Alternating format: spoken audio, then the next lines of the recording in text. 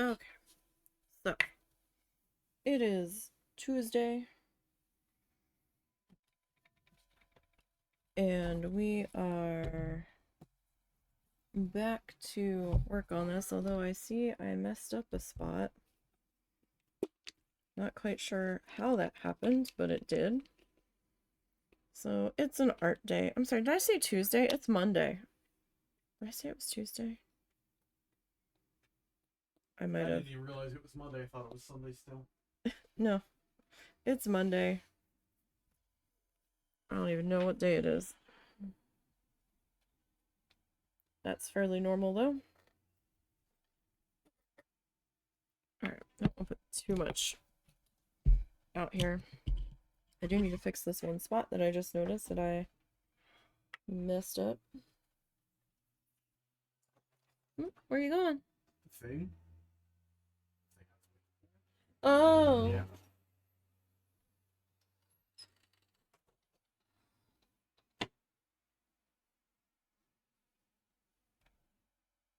He has to go to the bank.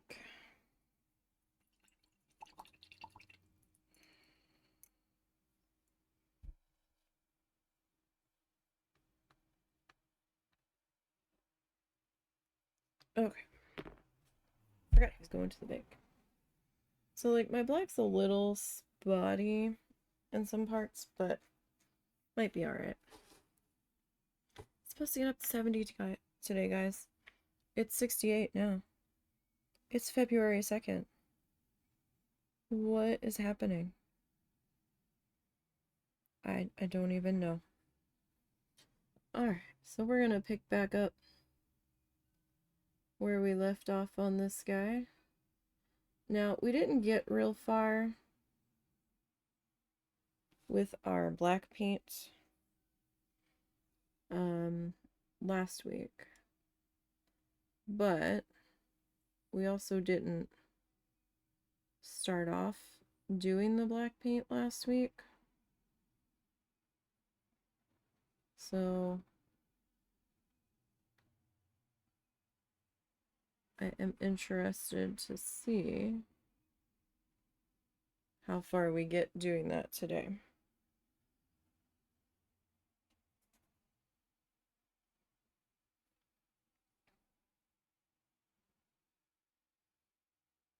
Now, I did put the paint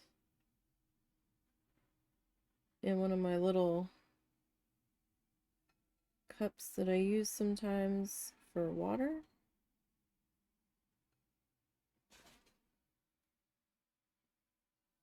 Because it makes things a little bit easier when I don't have to constantly be reaching to the side.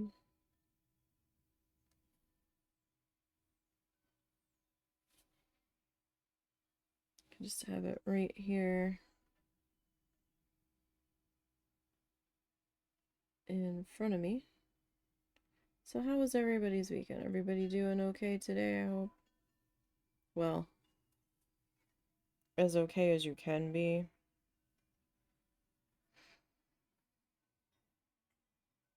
We don't talk politics here. We try to spend this time ignoring as much of the outside world while we're here as we can. And I know it's been kind of scary lately and really overwhelming. Never mind anything that might be going on closer to home in your immediate, tangible life circle. But you're not the only one that's scared, concerned. We have the window open because it's warm out. And we want to take advantage of the fresh air. So even though the filter's on the microphone, there might be a little more traffic seeping through. I do apologize about that. But you're not alone in your frustrated, overwhelmed, scared feelings. Trust me. But we're just trying to keep our head down and keep trying to get through one day at a time here.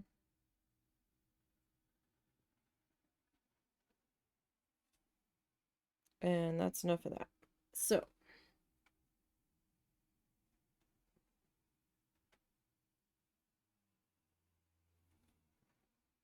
get back in here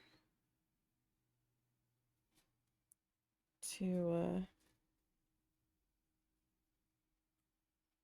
working on this area. Now, this is going to be a little bit delicate. I have to be real careful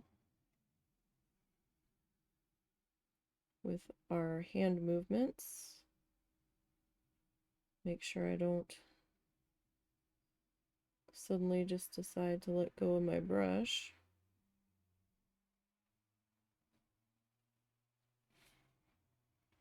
I didn't get much video editing done this morning. I tried to do some last night and I was just too tired. So I settled with just trying to get some tissue paper twisting done.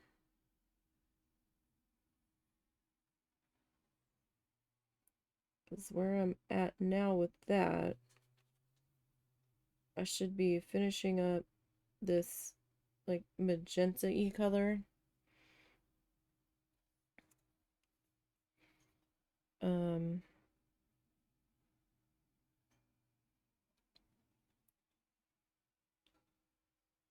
Probably on Thursday. So it's going to be the next day that I'll be working on it.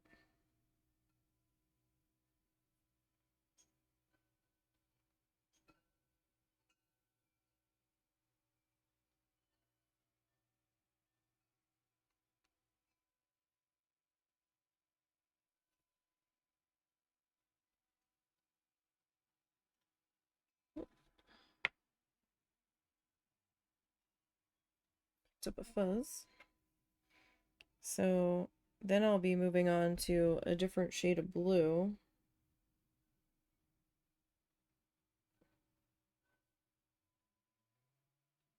But I don't have that far to go with that shade of blue. So then I'll be diving into a different shade of blue fairly quickly. So I'm trying to get that third shade of blue figured out now. Because it does go a lot faster.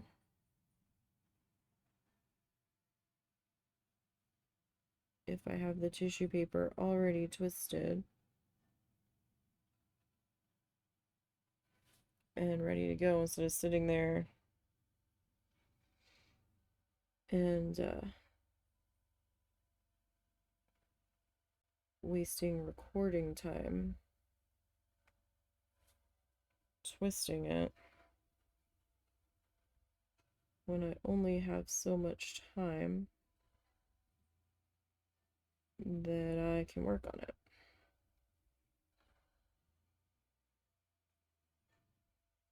Man, our neighbor had his truck in the shop for like almost 2 weeks. He got the truck back and it's still not running right.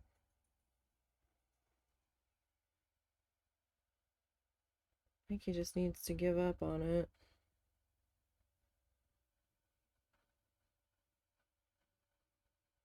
The amount of money that they must be sinking into fixing this. And it doesn't seem to be fixing.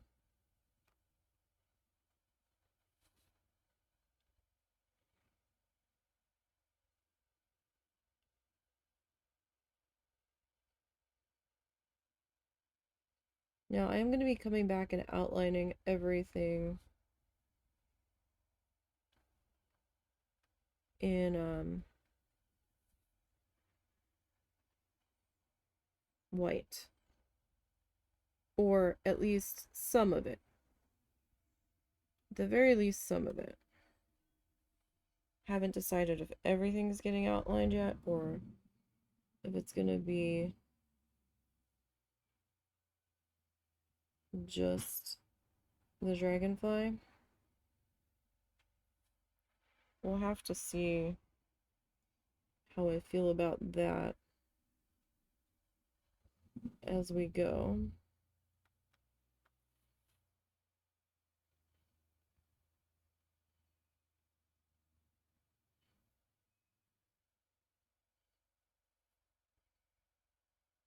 So we'll see. This brush is not my favorite.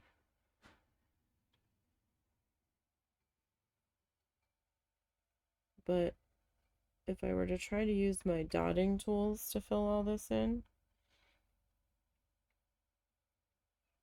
it would have to be watered down a lot more.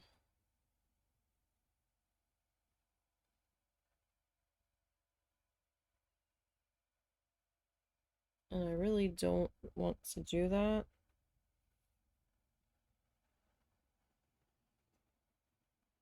At least not at this point, because then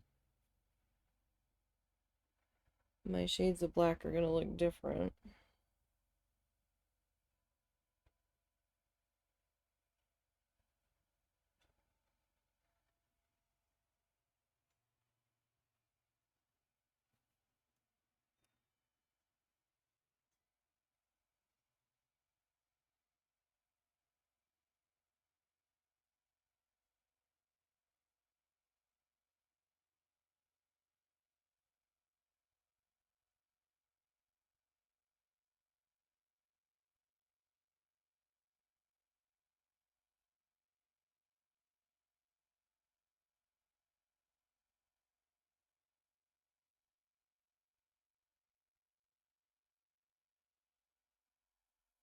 Oh, that was loud, vehicle.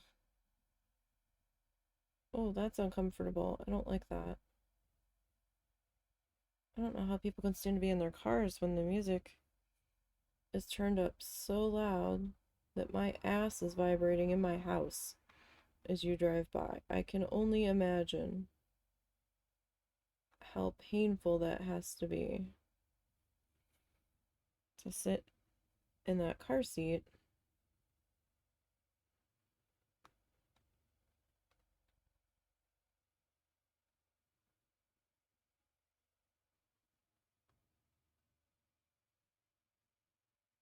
I mean, it's bad enough our neighbor's truck feels uncomfortable to me when it's just idling in the driveway.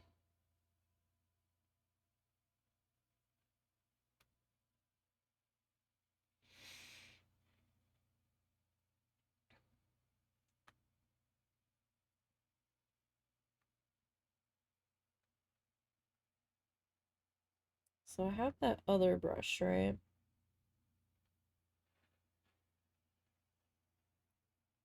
I am going to save the other brush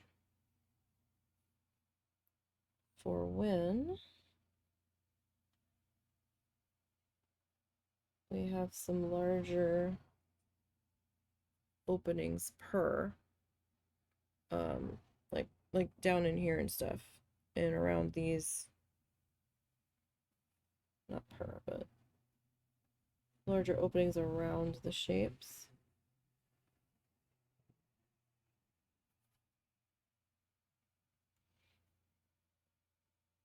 Because that brush, the other brush, is a little big to get in between some of these. I did consider using a Sharpie, I really did.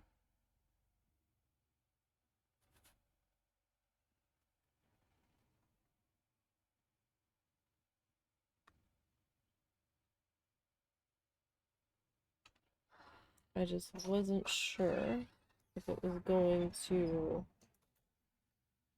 bleed or anything when I went to go and seal it. Give me 1 second.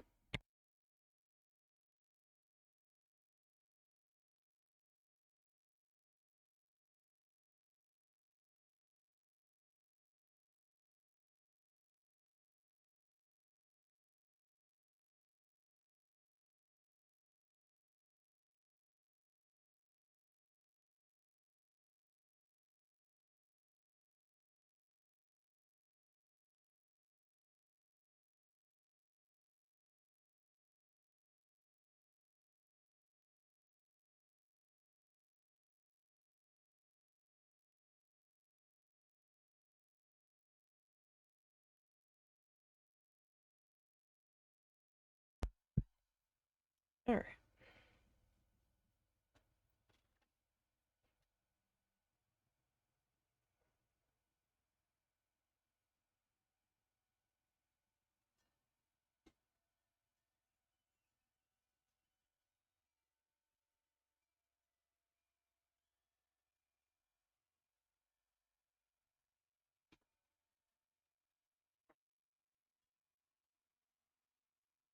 So,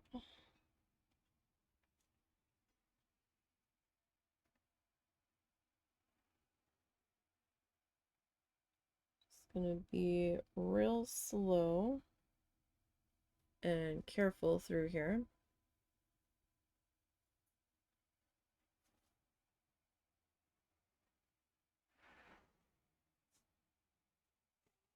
I love how this is kind of taking on a new feel.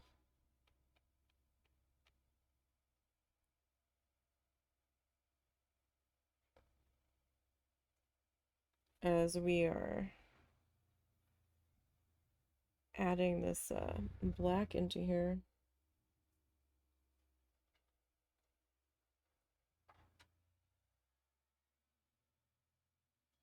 Kind of giving these colors a different feel, giving the entire design a different feel.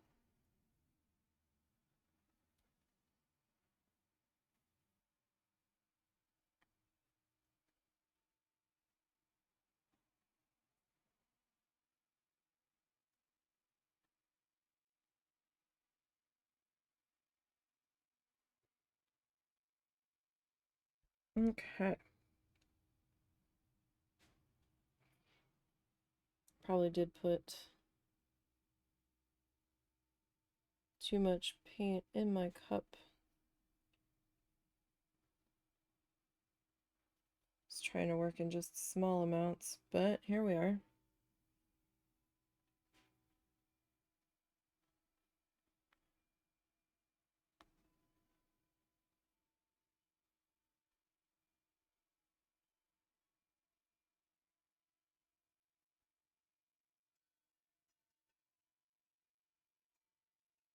One thing that drives me crazy about this brush, and I don't know what happened, but there's a couple of hairs, bristles, that keep separating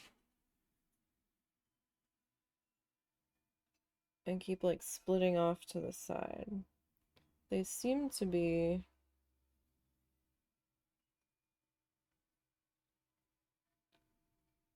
on the same side of the brush. And it's just enough where it makes me nervous. It's gonna tap a section that I didn't want it to tap.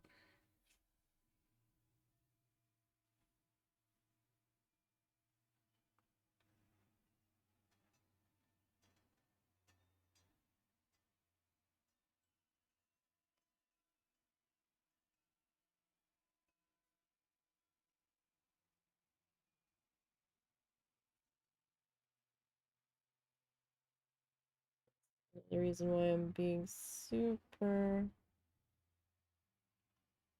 careful.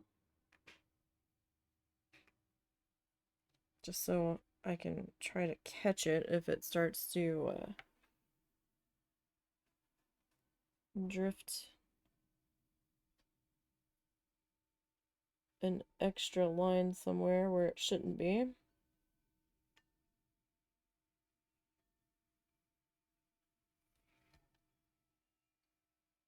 Or at least if it's small enough.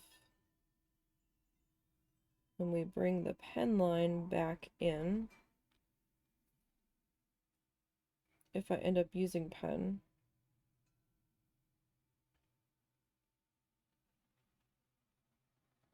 like I could end up using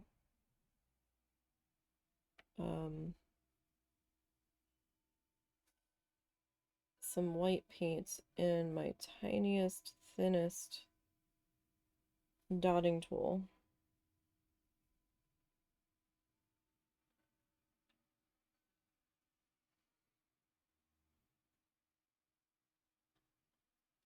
But we'll see.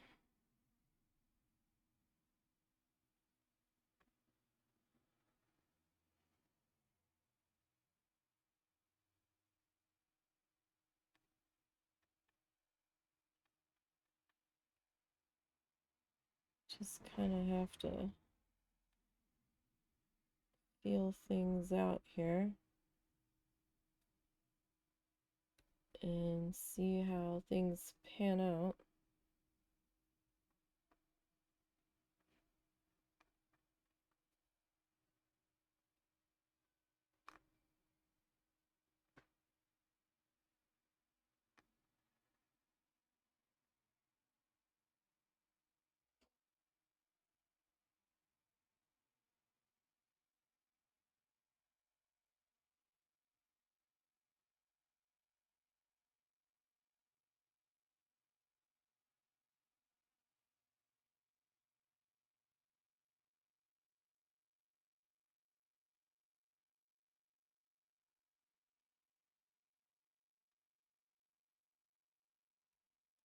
So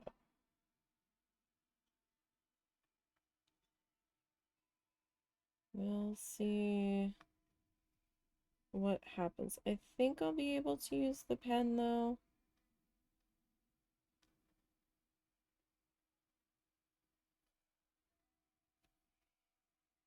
Using the pen would be a lot easier.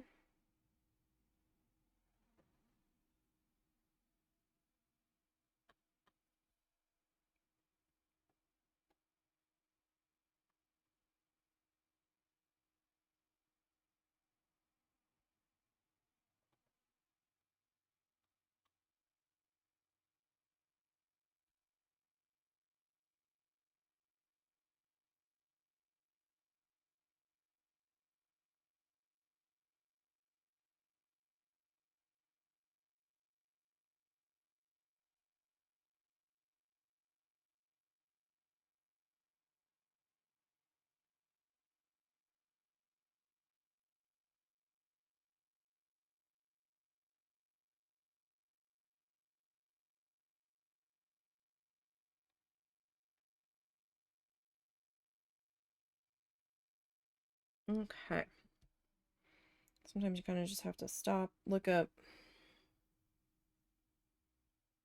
take a step back here and there.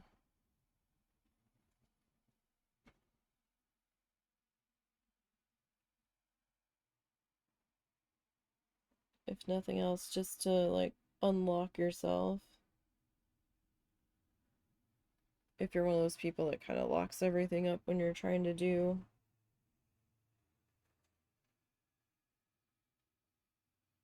real intricate fine detail work.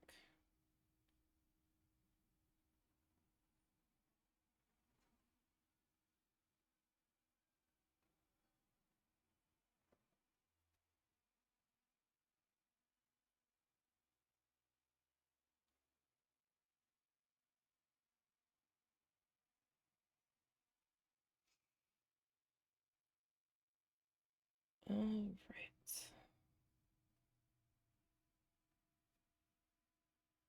Now, I might paint around the edges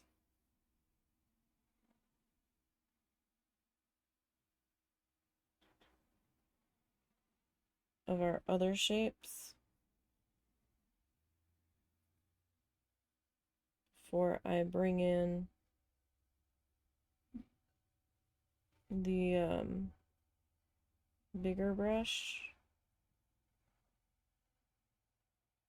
in an effort to make it a little bit easier, but I haven't full on made a decision about that yet. Now this color of this flower right here, you can totally still see all of the pen line going, or not pen, but pencil line going through the flower.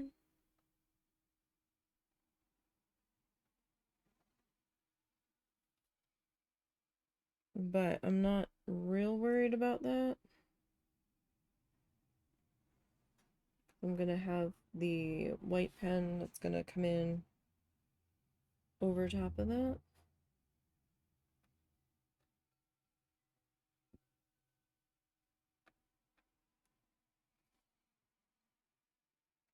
And we'll end up overlapping that a bit.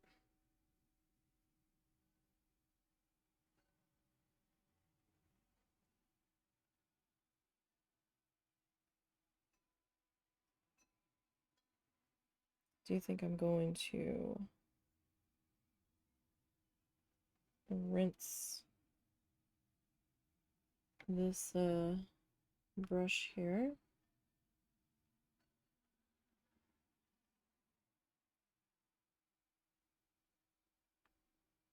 In just a minute.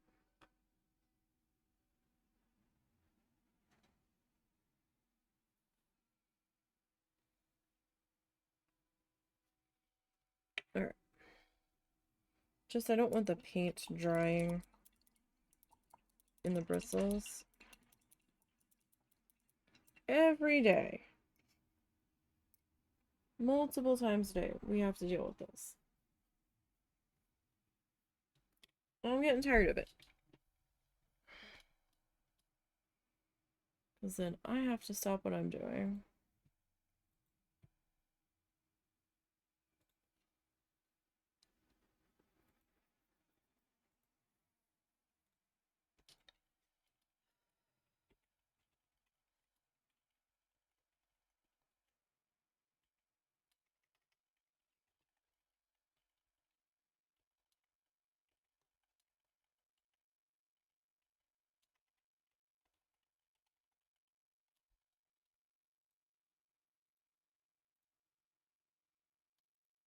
Hopefully these accounts are just being given, hopefully they're not just being given a slap on the wrist. Every day. More and more of them.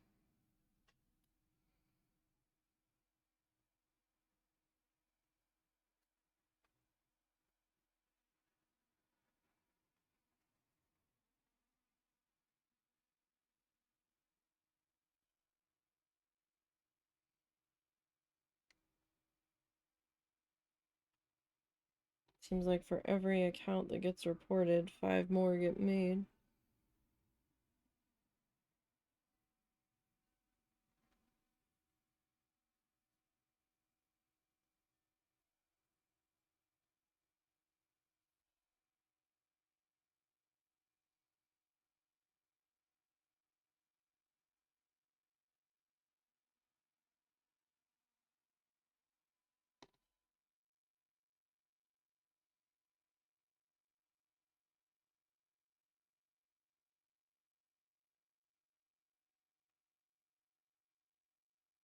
It's just so infuriating.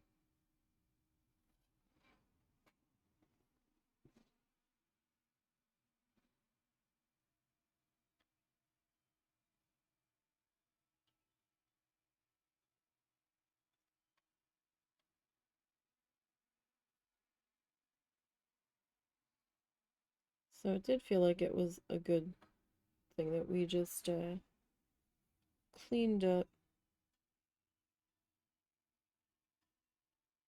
our brush there.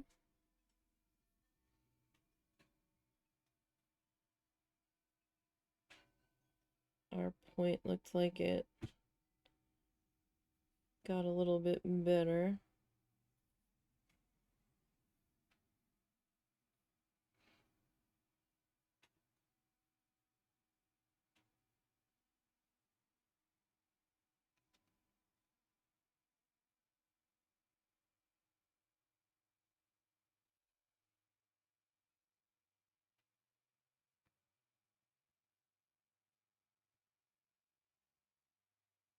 Okay. So we're not doing too bad. I mean, we're definitely making progress. It is slow progress, but it is progress nonetheless.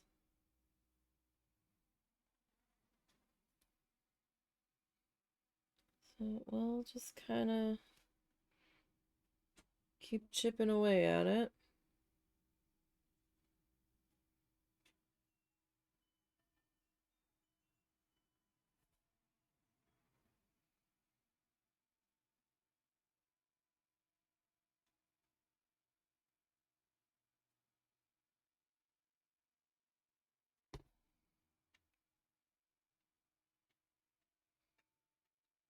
Alright.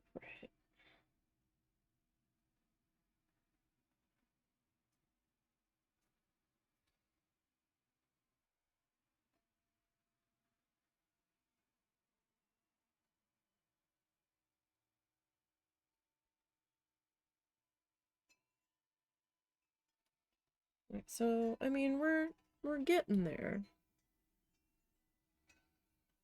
But I am trying to be careful.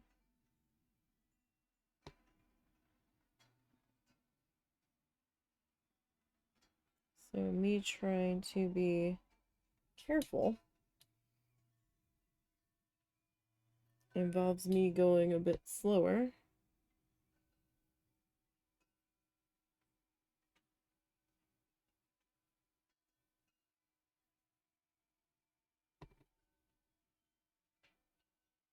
And I'm okay with going a little bit slow.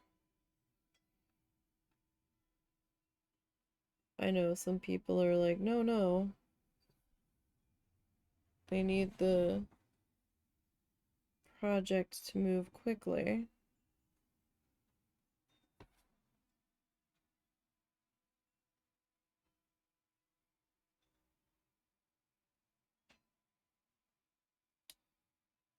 Or else they lose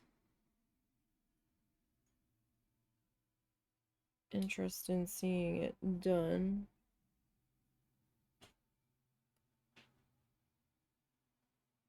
And move on. But this isn't something that I can move that quickly on. Now, if we were working on this more than one day a week, we would have probably been on the pen phase by now, if not done entirely.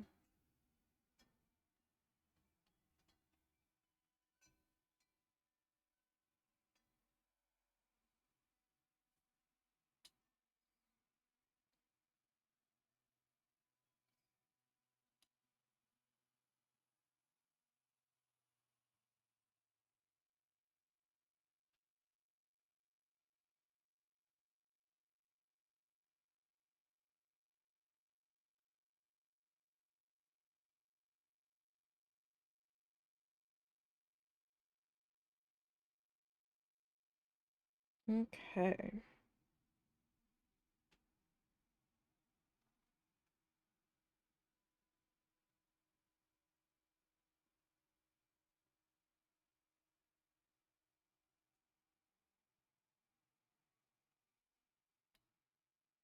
And we'll keep on working our way back towards the middle.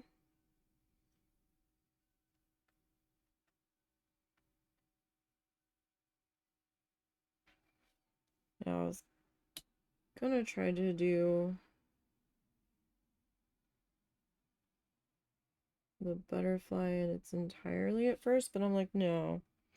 Because then I'm just gonna have to circle back around, right? So instead,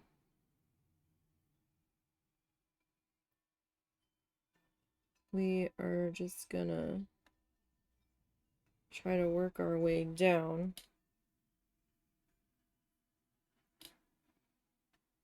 And I'll do as much as I can with our little brush here.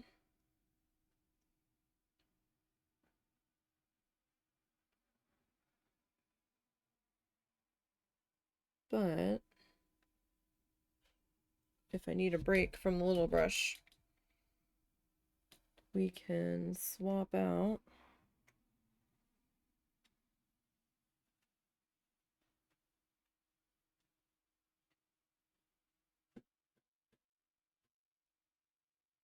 and grab the bigger brush, which is still a little brush.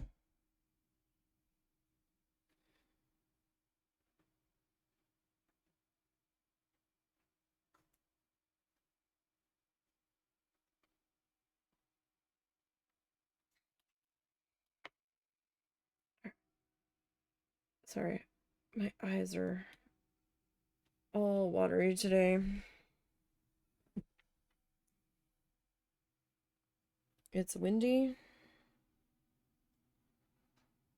We took the dogs out this morning.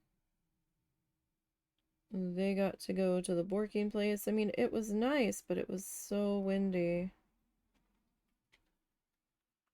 And we do have the window open to get some fresh air, and I wanted fresh air, but at the same time,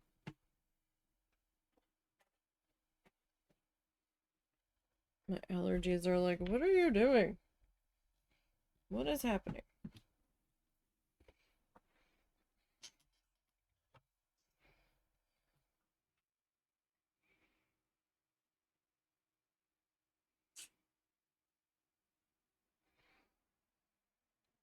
All right.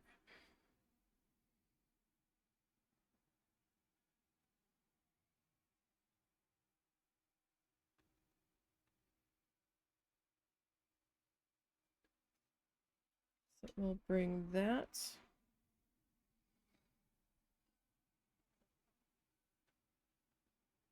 and wrap that around that dark pink shape there.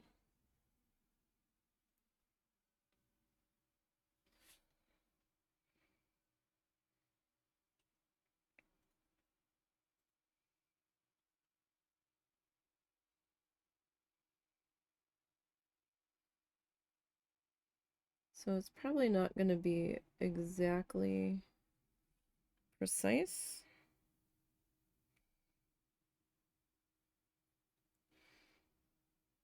But we're going to try our hardest.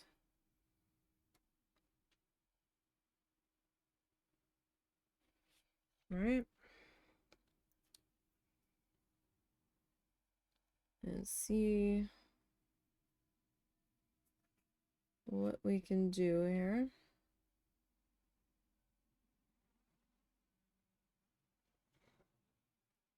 May involve cutting off some of the edges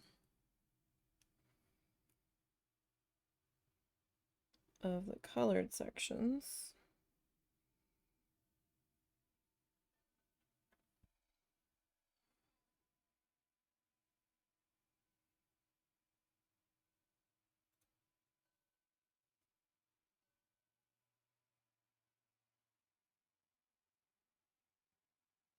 See, I got a little carried away there because I had a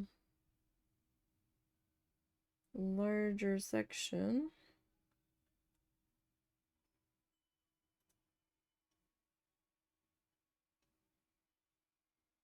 Felt like we could stretch our bristles out there a little bit.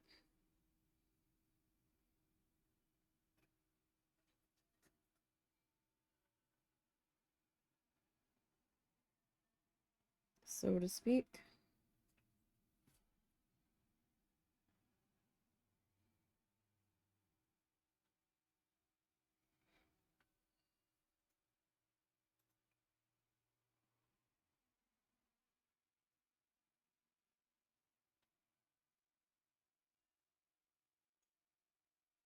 All right. Now, like I said, some of the unevenness of our black paint getting filled in might very well just get taken care of with our white pen.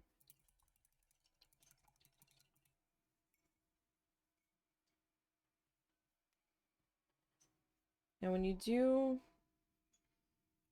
a periodic rinse on it, I would dry the brush off. I would definitely make sure that you're drying your ferrule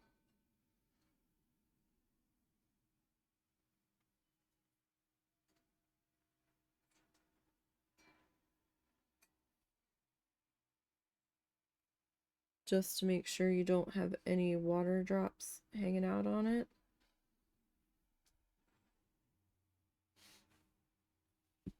Because if it slides down or drips off on top of things, you're probably not going to be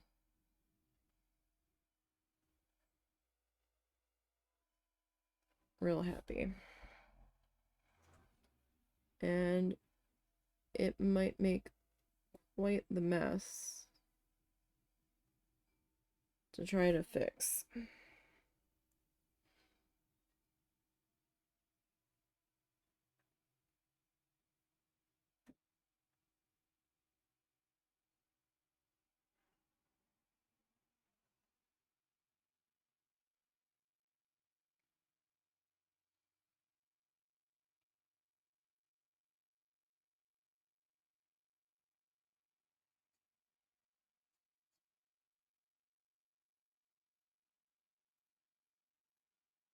So I only got through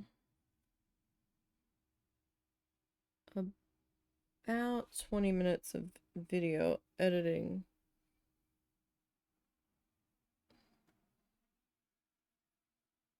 this morning.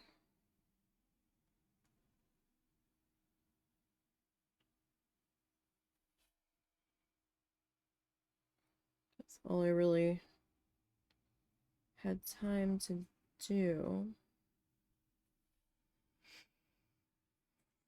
We'll see if I can get some more done tonight.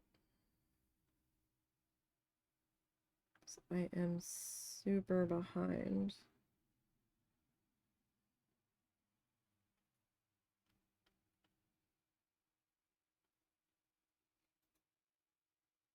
On all of that because there's still stuff I want to try to string together from when we were away in October.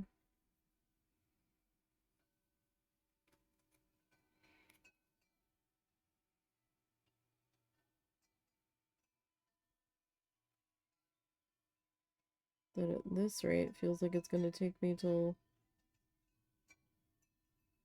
next October to get to.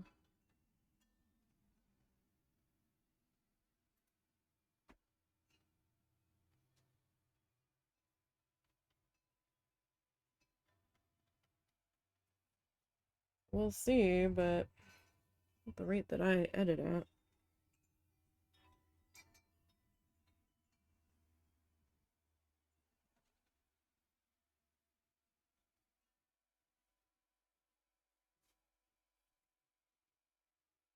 Now, I'm probably...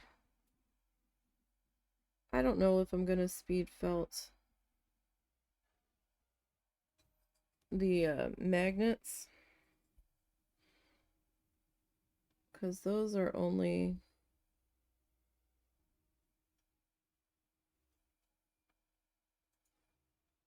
two stream sessions on those.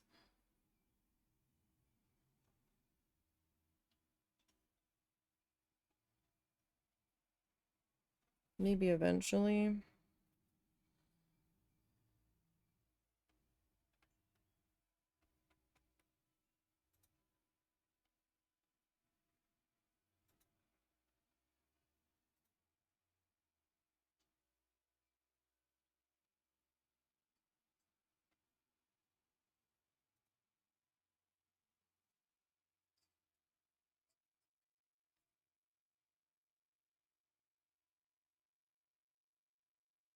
Alrighty.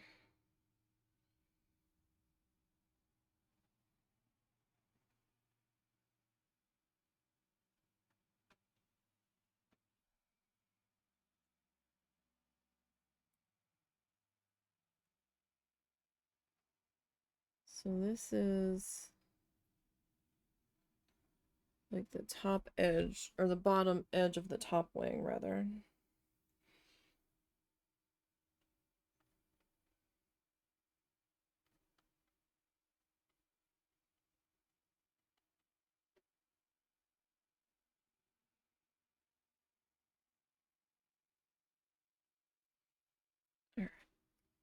Now that is kind of tight to be bringing that other brush in just yet.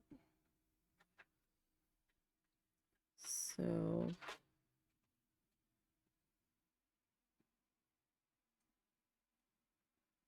I'm probably going to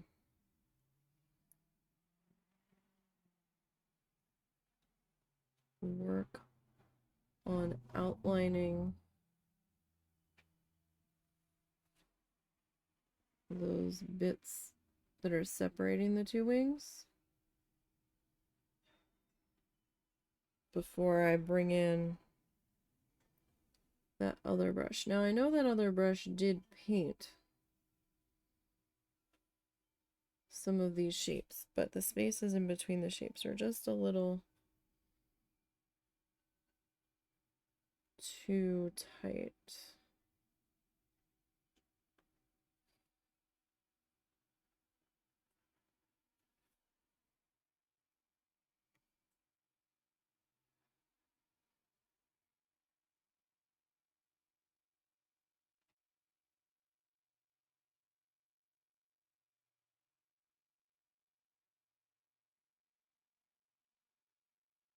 All right.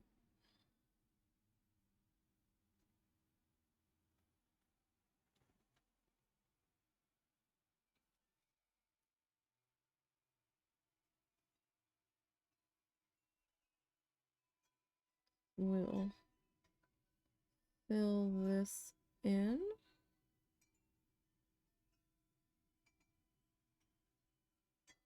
Actually, kind of excited to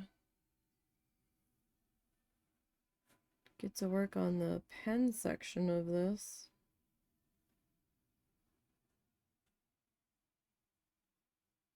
We're gonna have to, you know,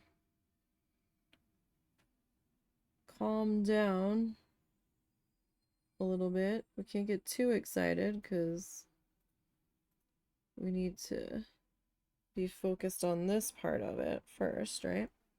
I'll be a little excited about that though.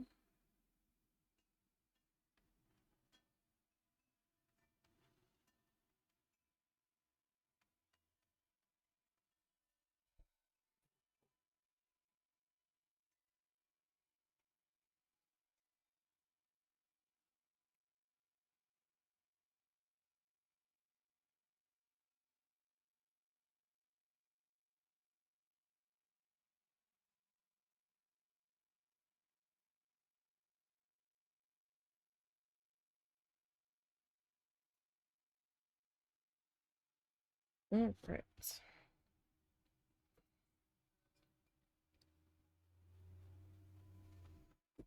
Definitely need to use this brush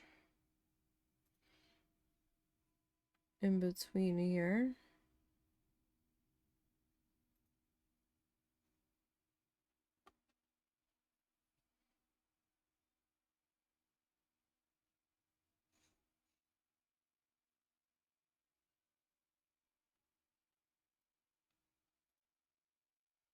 All right.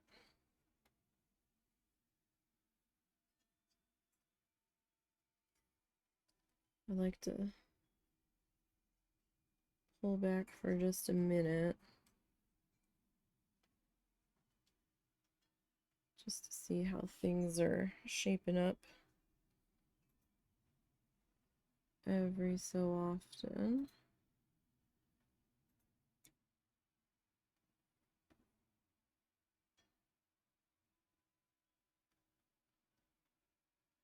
Just make sure we're still on the right track here.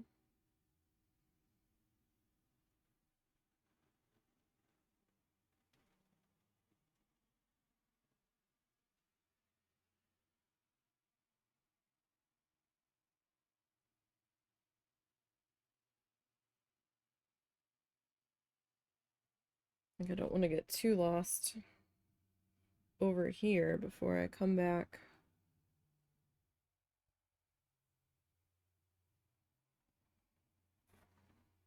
over to this side. I mean, but you work how you work best, you know?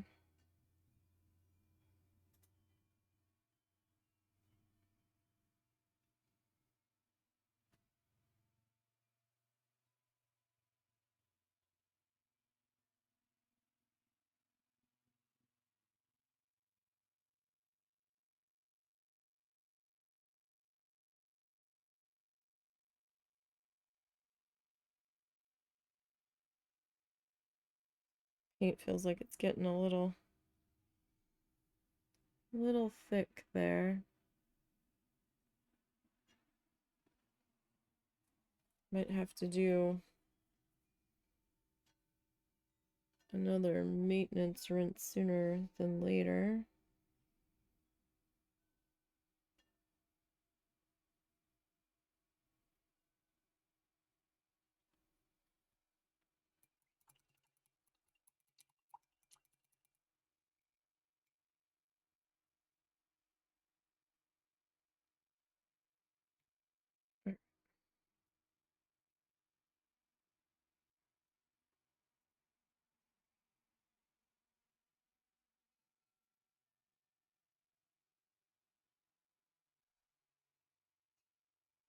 Just because it starts to get a bit build up in the brush, and then it can be a bit harder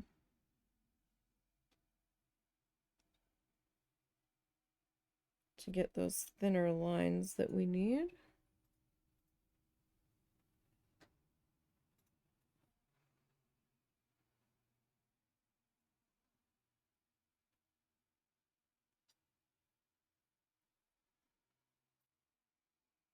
Now this section in here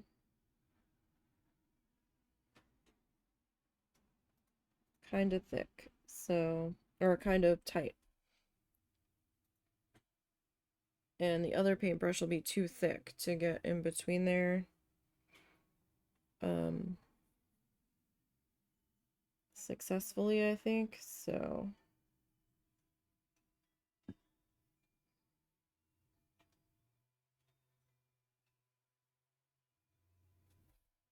Got thick on the brain because this paint feels like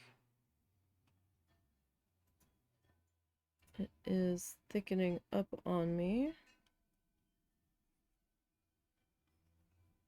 And I'm not entirely sure why. Because it still seems kind of liquidy here.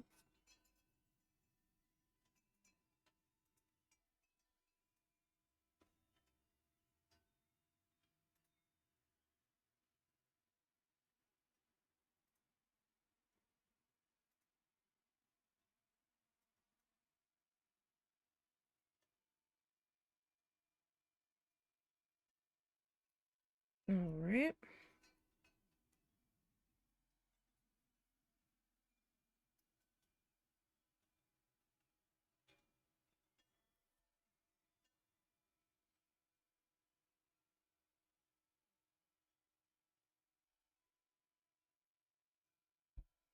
It might just be starting to dry, or maybe I've pulled all the more liquidy bits of it out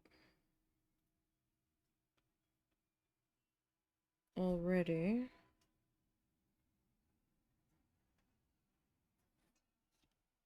Which, you know, that could be possible.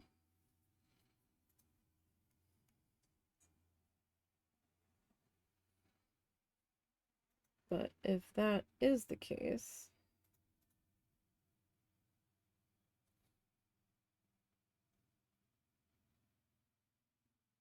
then the thicker it is, I think the harder time I'm going to have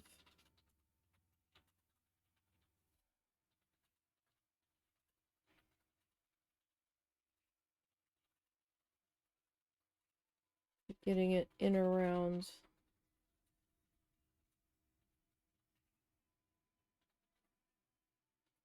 these smaller bits here. So all the more reason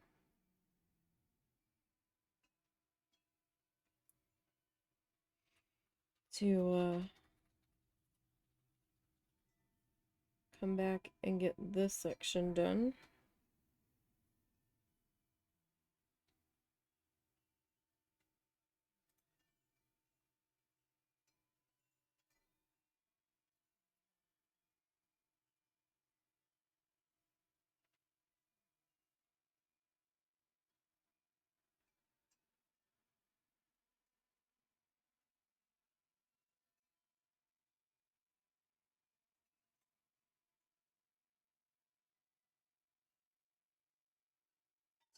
All right.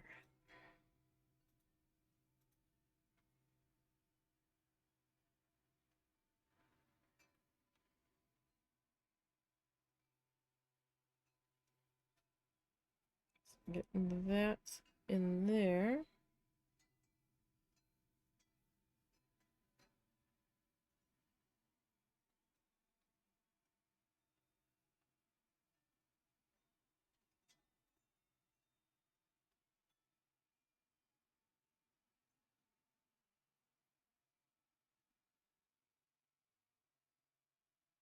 So I don't necessarily need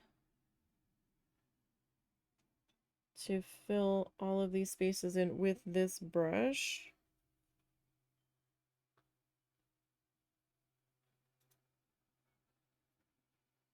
I'm more or less just coming in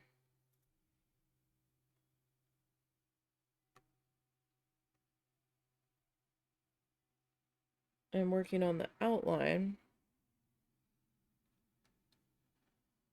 And any spot that I feel might be a little tight with the other brush.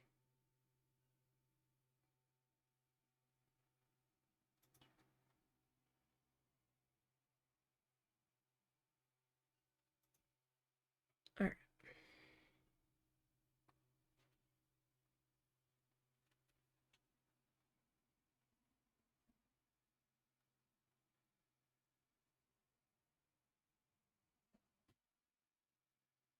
So there's some sections in here where it's just too tight for the other brush.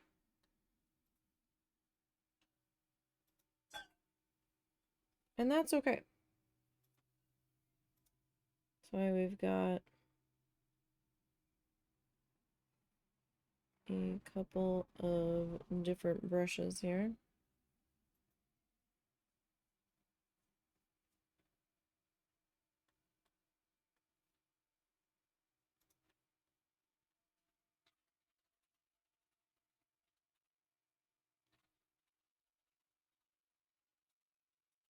Right, like a job that's better suited to different brush sizes, right?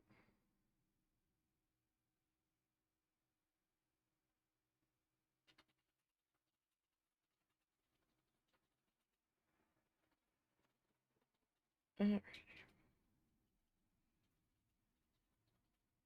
I don't like how this brush tends to behave sometimes, though.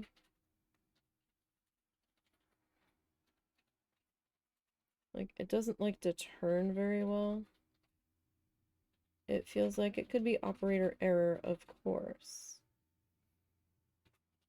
But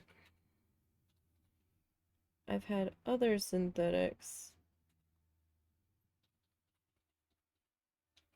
that turn a lot better than this.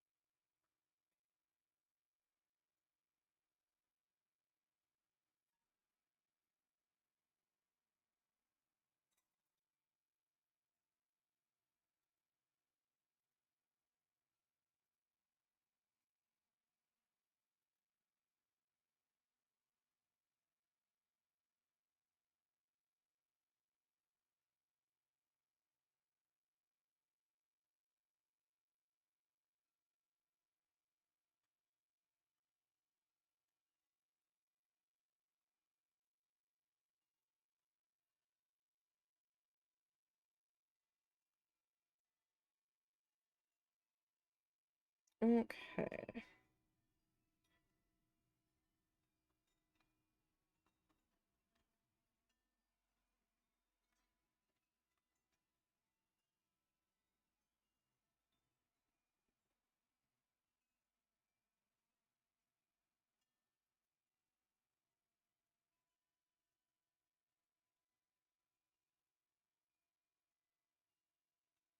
Alrighty. So now it looks a little weird at the moment, but that's okay.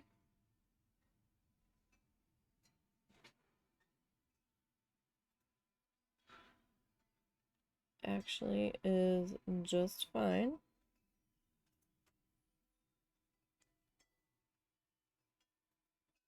Like, I know I've got gaps.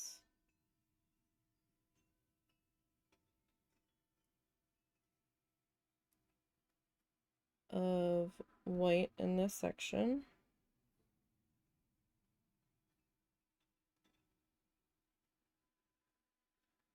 We'll get them. Don't you worry.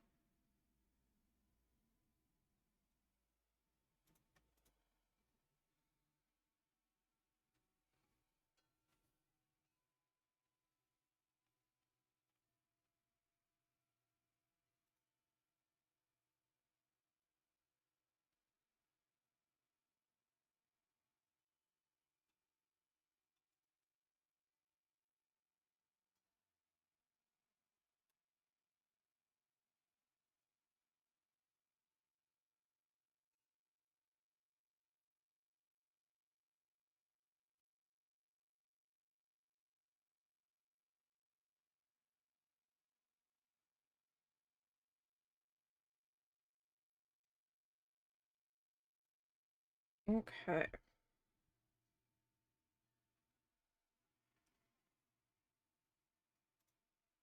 Be switching over to the other brush in a few minutes.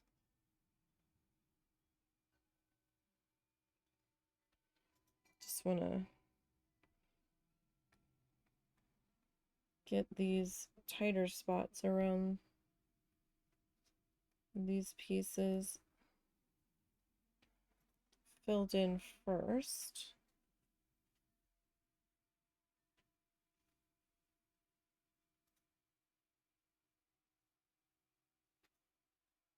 Like this guy will fill in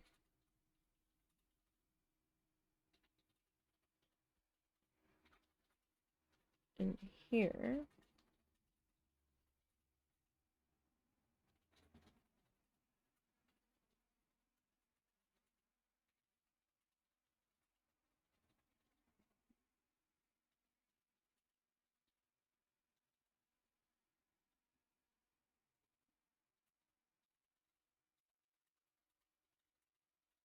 Alrighty.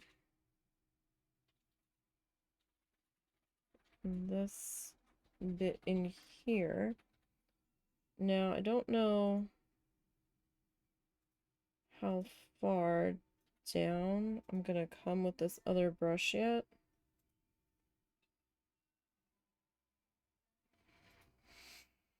Because, I mean, this is kind of tight in there.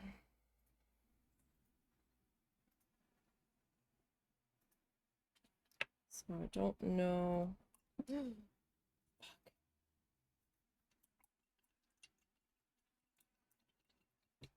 I don't think I hit the painting.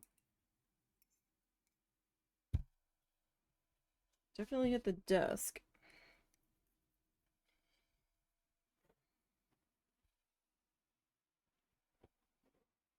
And it sloshed me in the chair. That's okay. I'm alright with that.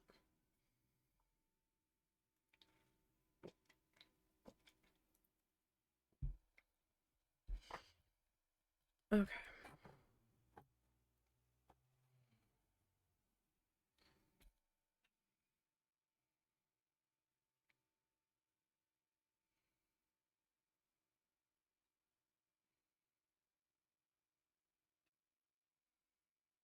Alrighty.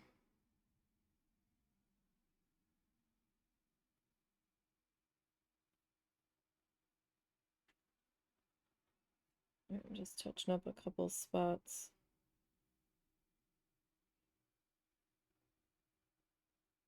It kind of looked like it needed a little help in there.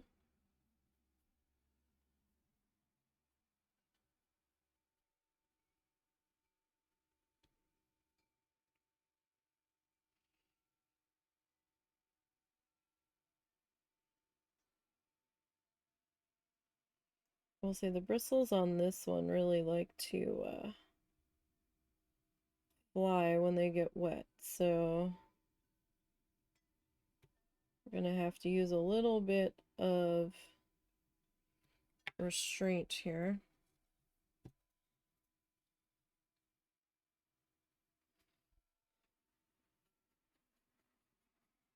At least for part of this.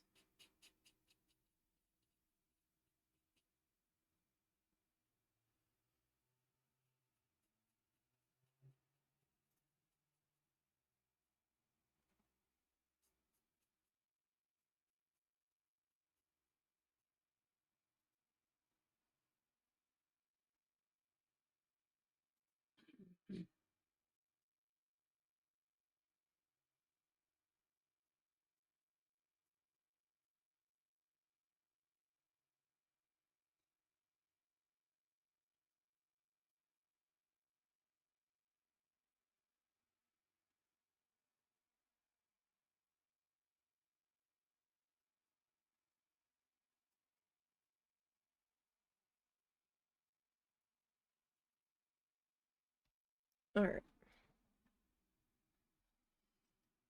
So, I think you guys can see what I'm working on. Kind of want to get this edge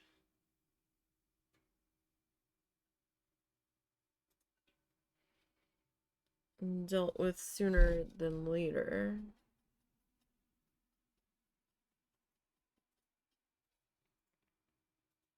Just because if the paint's going to be a bit thicker,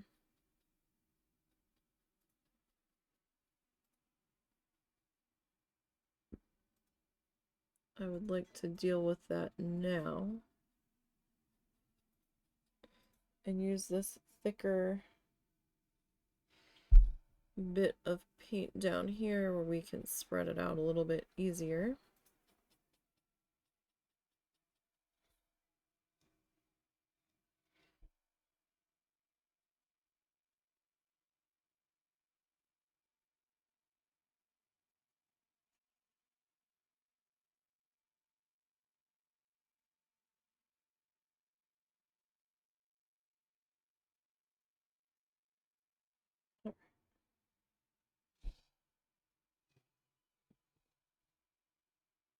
See if I can keep it up high enough so that you guys can see.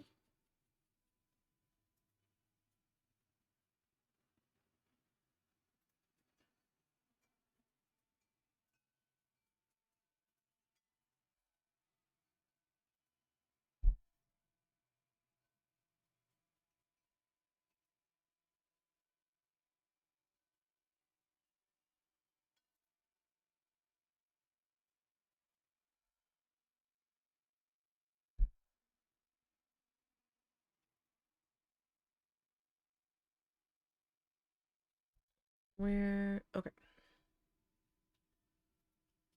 So, give 1 second here. I know I'm kind of at a strange angle here.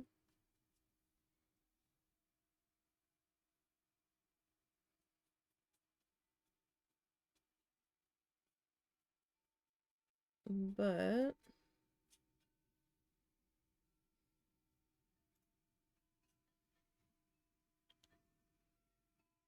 it will help me a little bit here to get this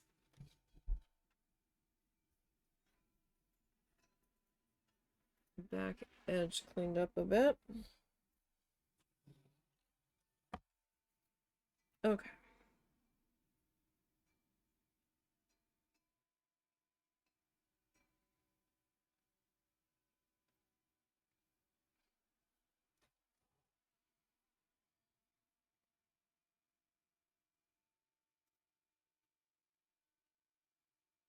So we're still gonna have to be plenty careful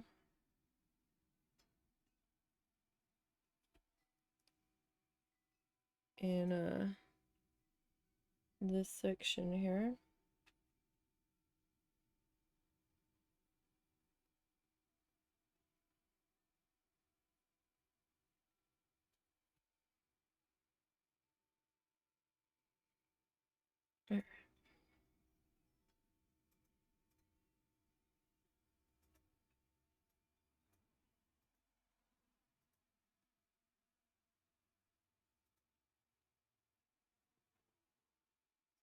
Just kind of work on getting everybody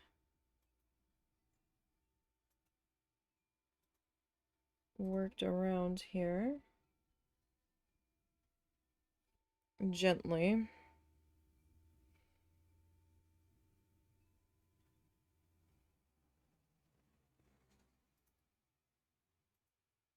Gently, gently.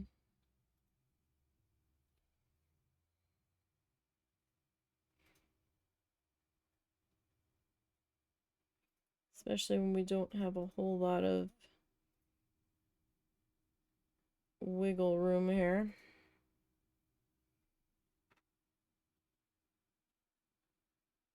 For my wobbly hands.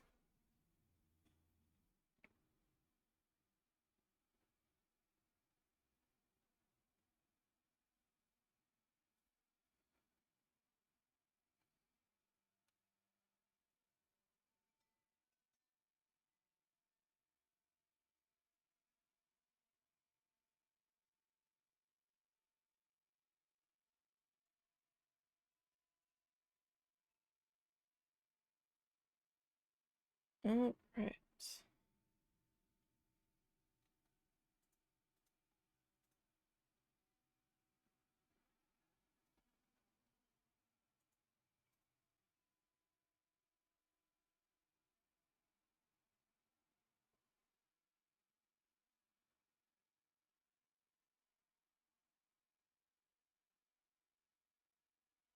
Oh, what's happening?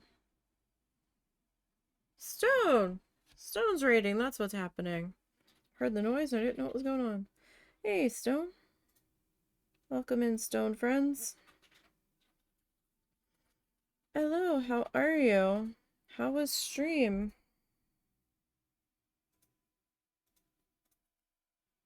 We are painting today. we are working on the coloring book page that we transferred onto a piece of canvas that was originally just our dragonfly design. And then we added in all the little stone shapes around it. And we are working on filling in our background now.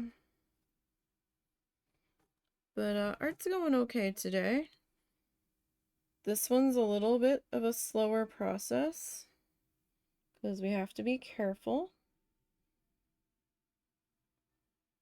If I wasn't filling in the background, it would probably be a little bit faster, but I've got all my pencil lines everywhere. So the black's also going to help cover all of that up. Thank you. So the dragonfly itself was from our coloring book. Not my coloring book, but from a coloring book I purchased. And it was, you know, blank, as coloring books are. And we enlarged it a little bit. And then painstakingly transferred it over because I didn't have transfer paper. Let me see if I can find the original here. Where is it? There it is. So that was the original. It's super tiny. So I tried to enlarge it a little bit to fit on. This is 11 by 14. Because this is really tiny to see. The one complaint I have about her book is how tiny all of the sections are to color in. That's why I was like, oh, but maybe we can make it a little bit bigger. So I did the same thing with Russell's crab. I don't know if you saw Russell's crab. Let me see. I'd get up for a second anyway.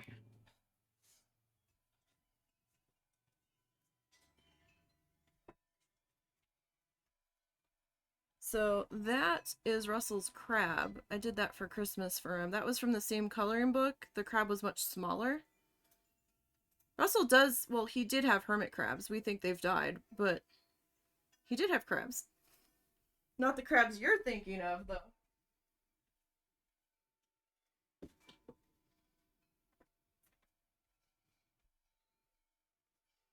Yes, the googly eyes.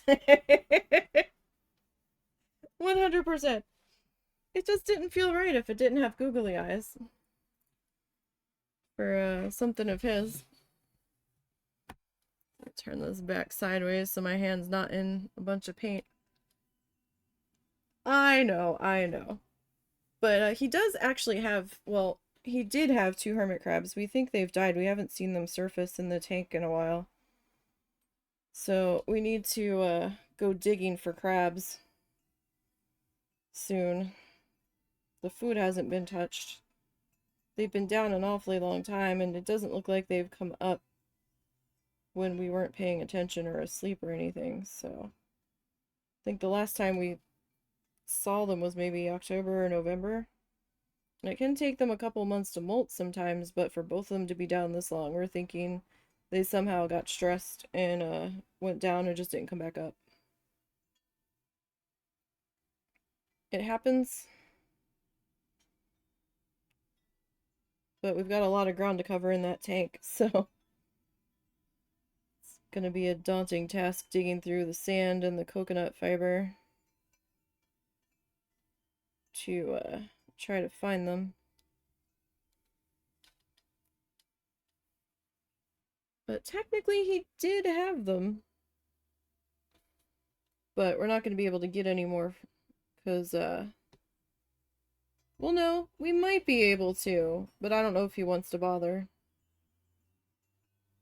Petco stopped carrying them. PetSmart was still carrying them the last time we were in there. No, I'm not getting any more. No, I said I don't think you're going to bother. Well, it's just I've had such bad luck keeping them alive. I don't want to keep killing crabs, you know? Yeah, we don't know what's going on with how they keep not surviving at this point. We don't know what we're doing wrong. So we got to figure out what I'm going to do with a 50-gallon tank. I don't know. I think fish are more work than the hermit crabs. Because the hermit crabs aren't submerged in water. So you have to change like a water dish instead of an entire half a tank of water. I had fish in that tank originally.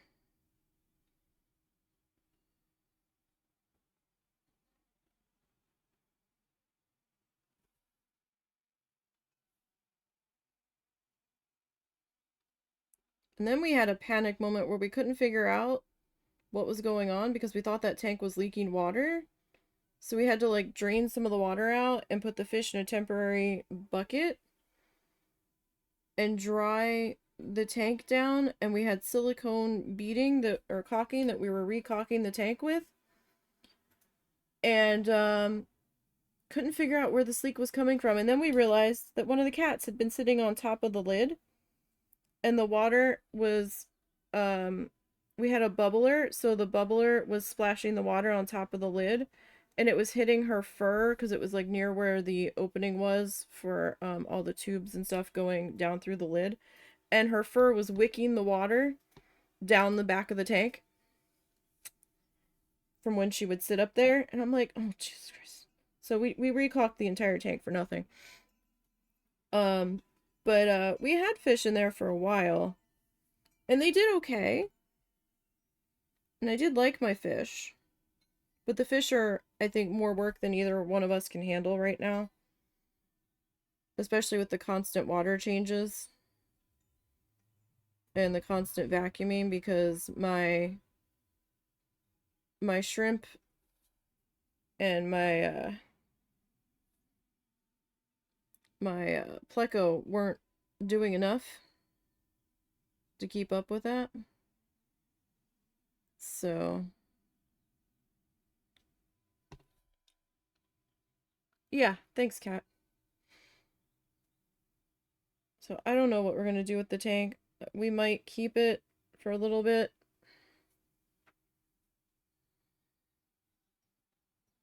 We were talking about maybe doing a gerbil at some point, but we have the guinea pigs right now, so we probably won't be doing anything else for a while. Because the hermit crabs were easy in the respect that Russell didn't have to get them special food. He could use scraps from whatever we ate. I think the only special food he got them was maybe some bloodworms for a treat. But everything else was stuff we had. Like, he was able to grind up some sunflower seeds and I think put a some kind of spicy mix on them. I can't remember what it was. I don't know if it was cayenne or something. The crabs loved that because they're scavengers. So he would take the shells off the eggs whenever we used eggs and crush them up and put them in a Ziploc bag in the freezer. There was some chunks of coconut. Like, we've got all kinds of food in the freezer for the crabs that we would just pull out. He made like he dried strawberries or something in the oven for them at one point, or he dried something. Maybe it wasn't strawberries. I don't remember. It was something. But we have like a whole little basket of food in the freezer that we would just kind of put to the side for them. So they were fairly low maintenance. I don't know if the 50-gallon tank was too big and they got stressed because they had too much room. Because basically they're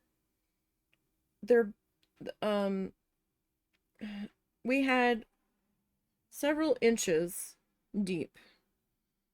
I don't know, maybe 5 to 6 inches deep of a sand and eco earth combination that they would burrow into and dig tunnels through and stuff. So they weren't actually in the water. We did have to have a hot pad attached to the back of the tank, though, to keep them from getting too cold. I don't think they got too cold because that tank's always been showing in the 70s for the most part on the temperature gauges from all the readings that we've got going on in there. The only thing that we struggled with was keeping the humidity at a certain point. That could have got them because it gets very dry here.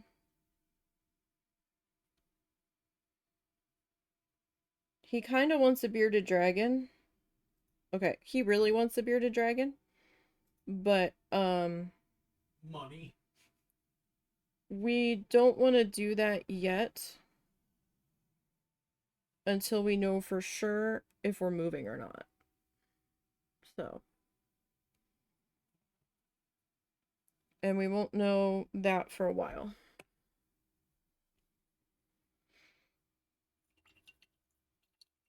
Because my mom does not want to move out of the area. Because my dad's buried here. She has a plot right next to his. And we told her, we already talked to the funeral home about it. And we can have her brought back here to be buried there. Like, that's not a problem. We can do that. And she doesn't want to leave the area at all, even though she doesn't really go up there that much. So I'm like, okay. So we're kind of here until she passes, and she seems to be doing fairly well, so we'll probably be here for a good while.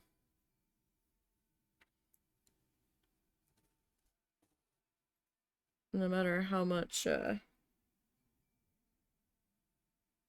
that idea doesn't really excite us. We're not crazy about this area that we're in right now. Even in the frame. We're in it enough.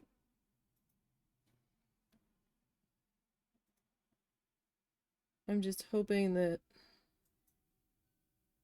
if we do go to move, the real estate market is still wanting houses to buy. So we keep getting all kinds of stuff in the mail a couple times a month. We want to buy your house. From these, like, I guess, house flipping companies.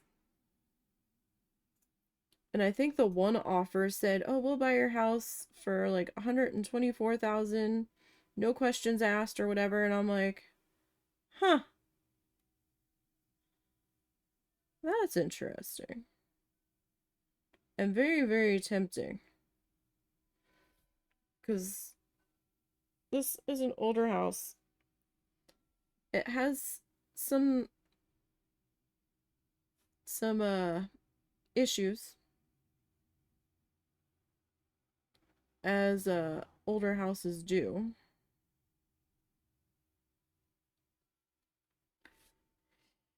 So I'm like, really?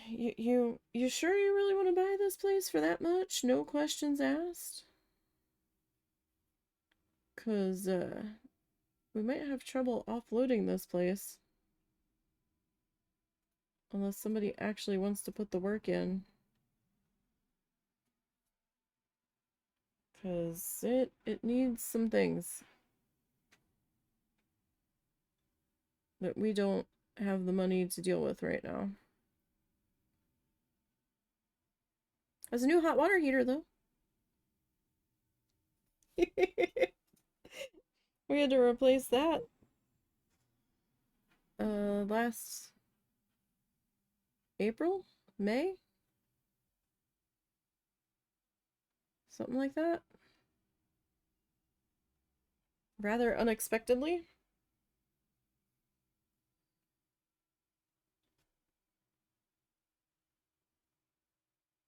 Although I guess it wasn't that unexpectedly, we just didn't understand what was going on.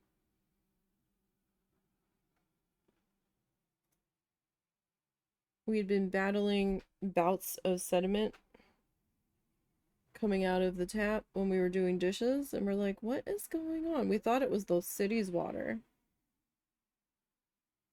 But, not the case. It was sediment coming out of the hot water heater. And then the control box went. Priority, yeah, I'm like, Mom? Like, Mom, somebody wants to buy this house. Are you sure you're not willing to move out of the area? Like, are you sure? No, no flooding. No. We're not in a flood zone. Not in our part of town. We have a drainage ditch that runs along the back of the property. It's not a very deep drainage ditch, but there is one there. And the property kind of slopes down towards the drainage ditch. Our backyard gets a little muddy sometimes, but the house sits up high enough where the house is never flooded. We have some internal issues that need to be dealt with though. Part of the bathroom floor needs to be replaced. Subfloor needs to be replaced. And there might be an issue with a joist supporting the floor in the kitchen. We just replaced the sewer line going out within the past couple of years. We replaced the hot water heater when the control box died, and when we had the plumbers come out that did our sewer line, they're like, we can try to see if we can find parts for that control box, but that's like 20 years old, and we're like, excuse me? I was hoping that oh, no, the control box went. The control box went on the hot water heater because it was 20 some years old. And we were trying to get hot water to do dishes. I'm like, the water's just not getting hot. And then we realized that the hot water heater wasn't running at all. And then we were scared because it's a gas hot water heater, and I thought there was something wrong with the gas line. So it was like 10 o'clock at night, so we stayed in a hotel for the night. And first thing in the morning, we had plumbers out checking it to see what was going on to make sure it wasn't the gas line. And they're like, no, it's just the control box went. And we're like, oh. But that was an unexpected $2,000 expense to have them replace it. So we're like, fuck.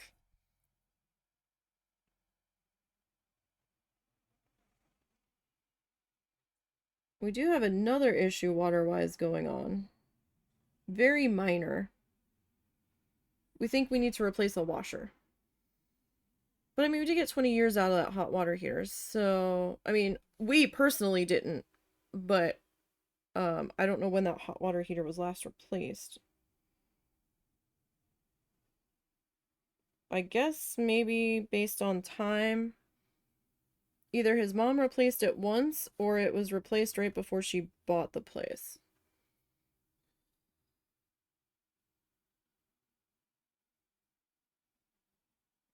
Because we haven't been here that long. I mean, we've been here a while, but... yeah, it's like you just have... We actually did, but it burned our ass to spend it because it was in our savings account. And it was left over from Russell's disability back payment when he finally got approved. And that was right after we had to replace our stove the month before because the temperature gauges went crazy in the burners. And even though I was cooking something at the same temperature I always did, it was burning it. And I'm like, what is happening? And we had been fighting with that stove for a while because every so often, if we used one of the burners, we would see like a blue flash through the glass cooktop. And I'm like, I don't think that's supposed to be doing that. And it finally got to the point where the temperature gauge started going out of control on the burners. I'm like, yeah, we can't cook on this anymore. This isn't safe. So we had just spent $800 replacing the stove, not a month before. Like, you gotta be kidding me. And we had to have some work done on the car. We'd have a belt replaced and fluids replaced, and like everything decided to slam into us within like 2 to 3 months of each other. And I'm like, damn it. At least it waited until we got his back payment, but it was still infuriating. But now we have a small minor issue. Well, we believe it's a minor issue because nothing disastrous has happened. We're having like a weird noise, whining noise, and like banging noise in the one wall in our room, which is on an outside wall. Whenever water's running in the house somewhere, like through like a faucet or whatever, it's not as loud as it had been. We think we need to replace a washer on the outside faucet. We think air's coming in through that washer. Because we don't have a leak anywhere because the water meter hasn't gone crazy. The water bill's been steady through it the whole time, so... Yeah, kind of. Probably did. The squirrels are living in the walls now. The mice moved from the attic to inside the walls. Although we haven't had the mice in the attic in a while. After the last set. The most recent mice we had were in the kitchen. And, the cats lovingly deposited one of their bodies next to the food bowl. The other one we set our live trap up for and caught it. And we put the live trap back down because the cats were still kind of watching that area. But we didn't catch anything since, so.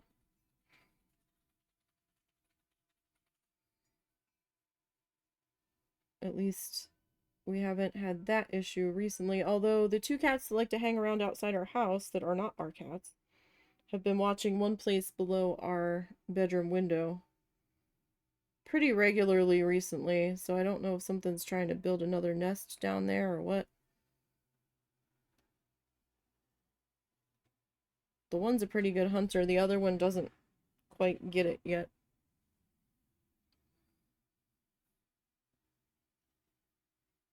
But I'm like, hey, Mom, you sure you're not willing to move?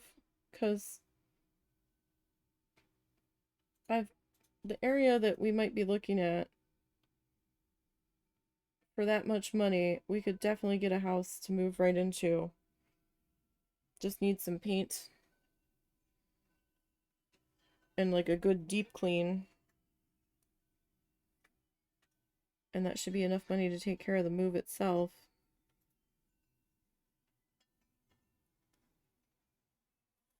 But she's adamant about not leaving this area to the point where she was like, well, I guess I could get an apartment. I'm like, you don't have a car. You don't have your license anymore. You can't hardly see. I'm the one that makes you dinner every night. Like, how exactly are you gonna get an apartment?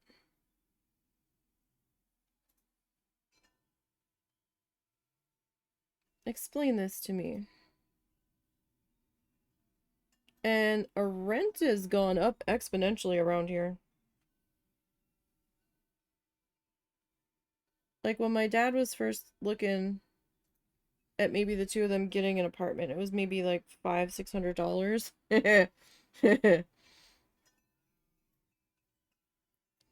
That that price doesn't exist anymore around here. Maybe in Fayetteville, but not out here.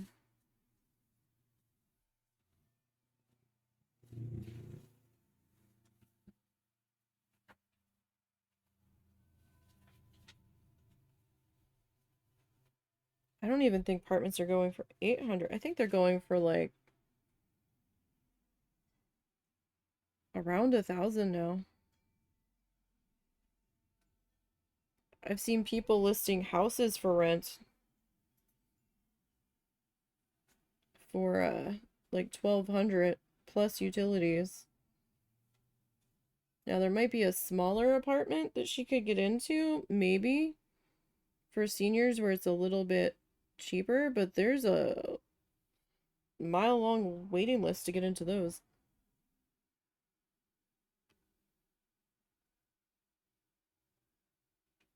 So we're gonna have to wait and see what happens. But even if you did get the bearded dragon, it would be a different cage setup instead of this tank that we have. So I don't know what to do with the tank. I have another 30-gallon tank that might still be usable in our shed. I don't think it's broken. I kind of want to sell it. Somebody might buy it for like $50.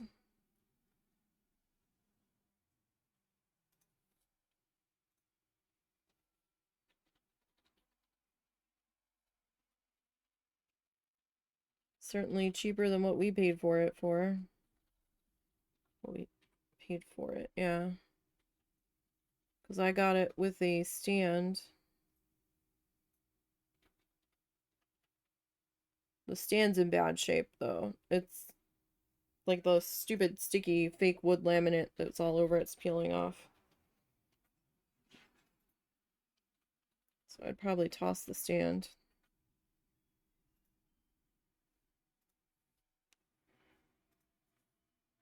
Oh no, Love is in the Air started already? How many characters do you have to run through that?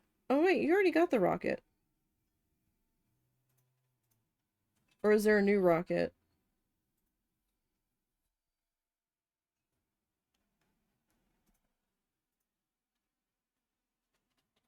Oh no!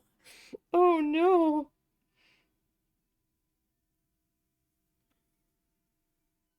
A new mount. Oh goodness gracious. And let me guess, only the max levels or like within the top 5 levels of max can get it?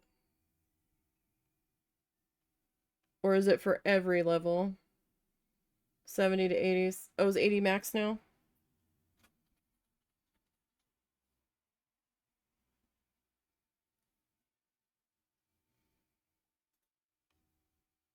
Didn't really look at any of the War Within stuff. 70 to 80. Wow.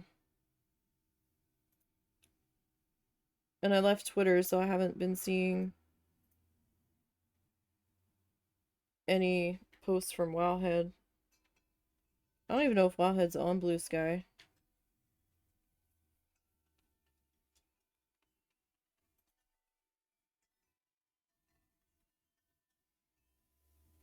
You've been barely playing here and there.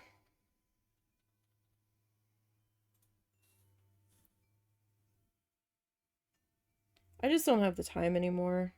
Or the will. I got all of my Bloodthirsties to max. Got one of each class before the Dractheri came in. Which is good because I really loathed that class. It was so hard to play doing all of the testing for it drove me insane. I'm like, I don't like this class. And by the time Dragon Isles hit, I'm like, I can't. The grinding was so slow. That, and we had, you know, my dad was real sick. And I wasn't sure if I was gonna have to go back to work, and I'm like, I can't. I'm being pulled in too many other different directions right now. And we were thinking my dad was gonna need more hands-on care, or I wasn't gonna have the time to devote to it. And now I don't know if I want to pay the money for it. They are on Blue Sky. You're really only doing rating yourself, but you're finding time. Yeah, like I just don't have there's other stuff right now that's in my priority book that's just, it's more important to me right now.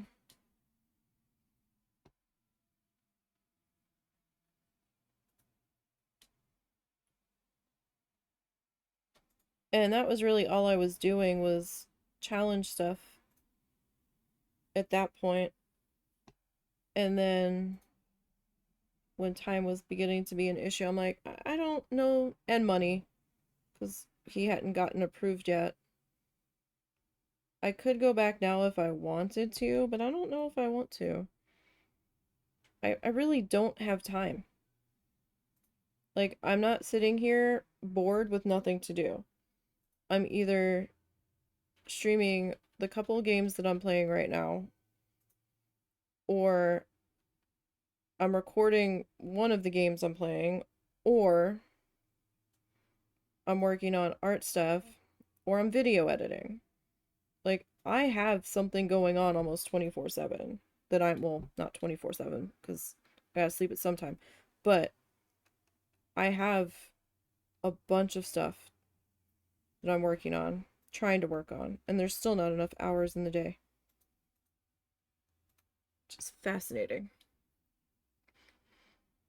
The same way, honestly, and you're enjoying doing your wrestling stuff way more than yeah, like I'm enjoying Bear and Breakfast. I'm enjoying my little farmy games with Coral Islands. And even Bear and Breakfast isn't taking up that much of my time,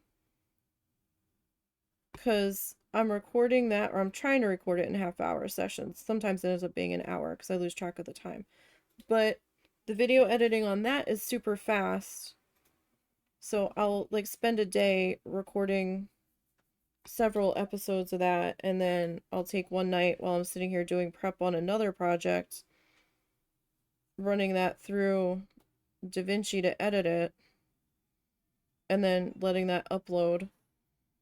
And I'm trying to get some more speed time-lapse stuff done on the needle felting projects that I'm working on. I still have video I need to edit from when we were away. Like, I'm not lacking for stuff that needs to get done. Like, I'm trying to redo an edit on one thing. Russell had started it, but he couldn't finish editing the way I wanted it edited. And I'm like, that's fine. But I think we lost that edit when he switched computers.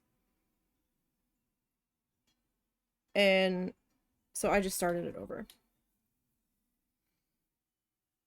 So I've got 2 more speed felts from the 8x10 projects I need to do the time lapse on. And then I can probably start to work on the editing from when we were away. And there's a couple other games coming out that I've got my eye on that I want to play, if I have the money to get them.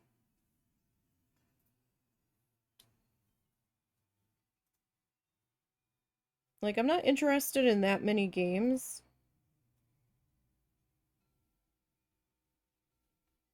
I usually stick to a small select few, and I'm good. But I want to get, or at least I want to try Sugar Dew Island. That's coming out in March.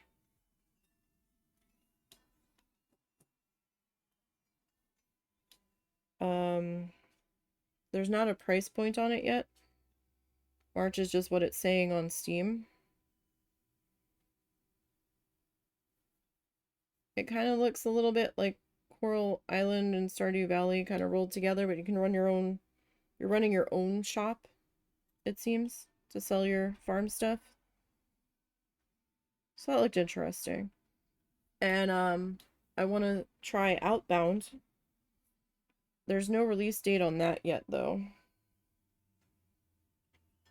So who knows if that'll actually get released. But I'm intrigued by it. And it's kind of like a tiny house van travel home kind of thing that you're running and building. So that looked interesting.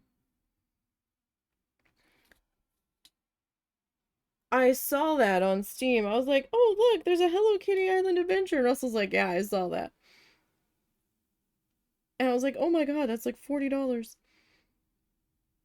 And there's one game that I'm interested in. But from what another streamer who I follow was telling me, it might not be out until 2026. What was that called? Hang on. It's kind of bizarre. Let me see. No, where is it? It's called Beltopia.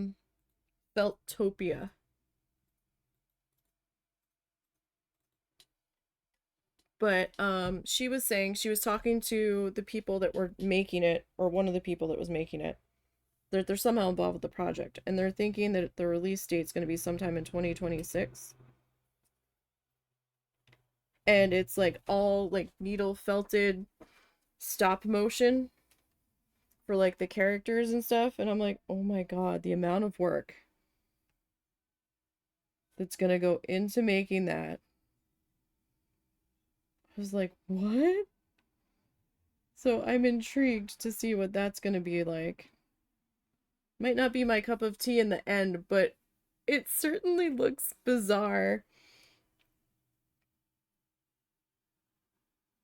And it definitely looks different. Like, I didn't even know anything about it till she had mentioned it. I was like, huh. That looks kind of crazy. And mad respect to the people making that, because oh my god. Yeah, that looked pretty awesome. Even just to try it, that I'm kind of excited for that to come out. And like the husband and one of our friends, they like go through games like crazy. It's like, oh, let me try this. Oh, let me try this. But I don't really have anything that has intrigued me enough to want to bother with it. I had a piece of fuzz on the end of the paintbrush there.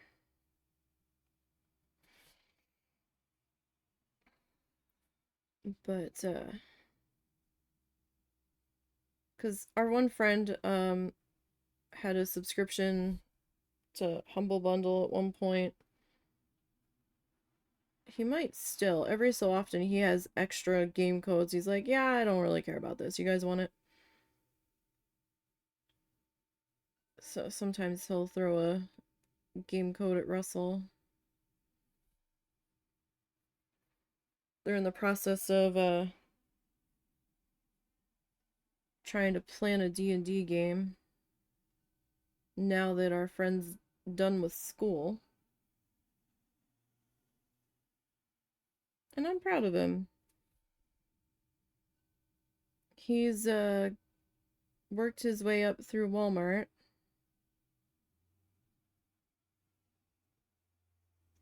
And he's no longer a sales floor grunt.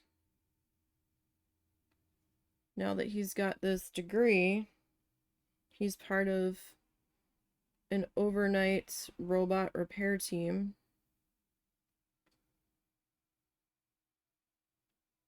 Helping keep an eye on their robots that are helping pull, I guess,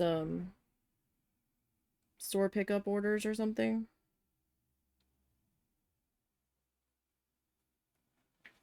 Or like people are pulling it and putting it in a bin, and then the bin gets slid around to different areas of this back room. I don't know, he was trying to describe it, but he's making some decent money now. And I'm proud of him. He's like our adopted child. We're not quite old enough to be his parents. But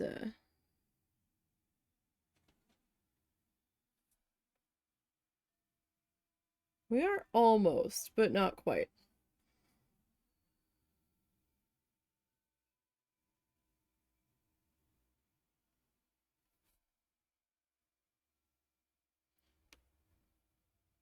But we always joke with him that he's our adopted child.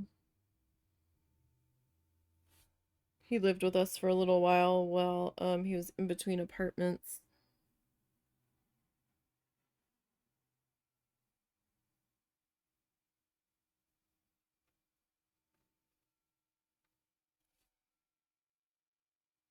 And Russell's trying to learn to code. That was part of his Christmas present, I guess we'll call it.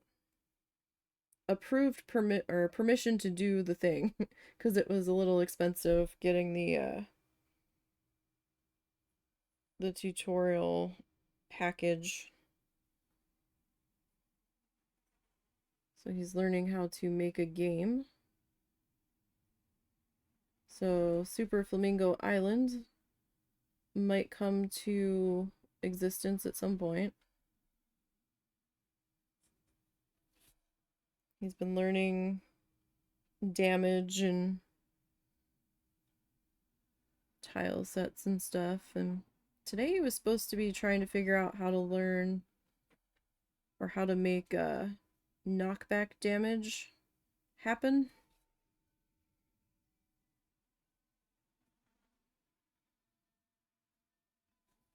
I'm not sure how far he got on that. I heard him laughing over there at one point, so I think something went horribly wrong while he was trying to figure it out. But he had to stop in the middle and go to the bank because we had to find out some information about a situation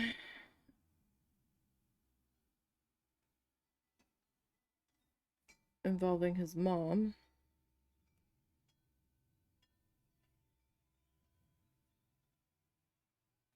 Which has been a bit of a issue lately.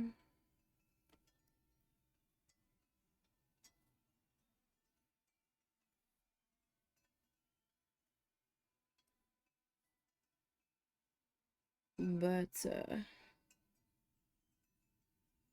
our hands are sort of tied in the situation. There's nothing we can do about it.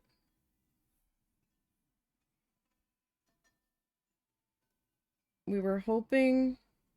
She was trying to tell us, the mother-in-law, his mom, was trying to tell us that his name was on some paperwork at the bank, and Russell wasn't so sure, and I was like, I don't believe it is, because we haven't been able to touch the thing without her. And no, he's not on the paperwork. He can't do anything about it.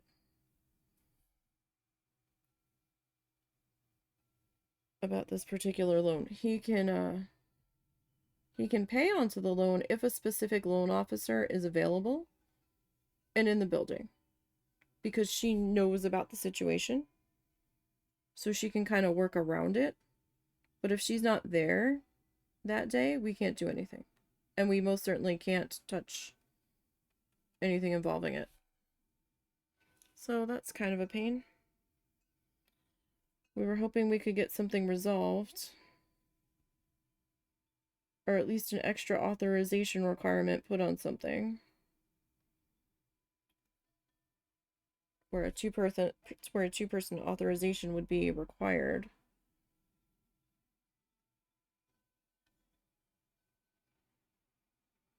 Before something could get touched. And that's not the case.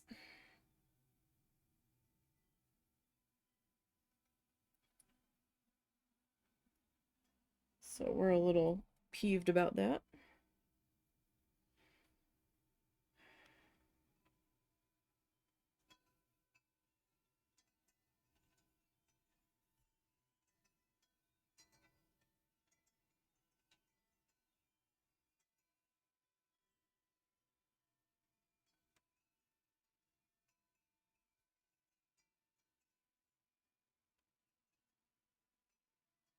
Considering his name is on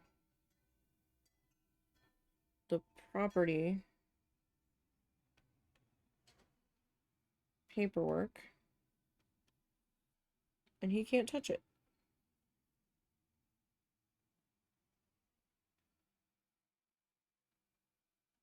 So I don't understand why his name wasn't on it to begin with.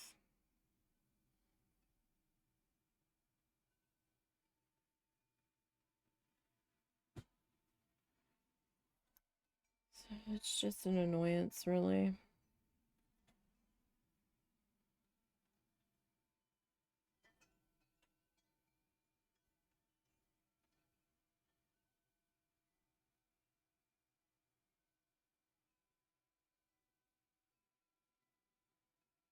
Trying to save someone from themselves.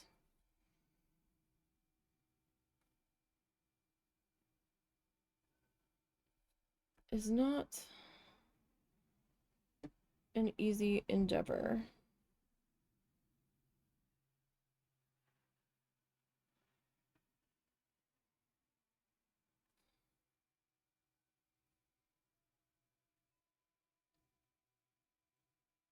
But we also have a vested interest in this as well, so...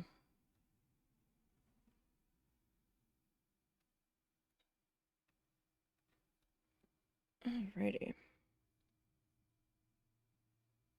So I must be using the more liquidy aspect of the paint first. This is the old black paint. This isn't one of the newer bottles. I was just trying to use this up because it hurt. It physically hurt to throw this bottle of paint out since it was still pretty full.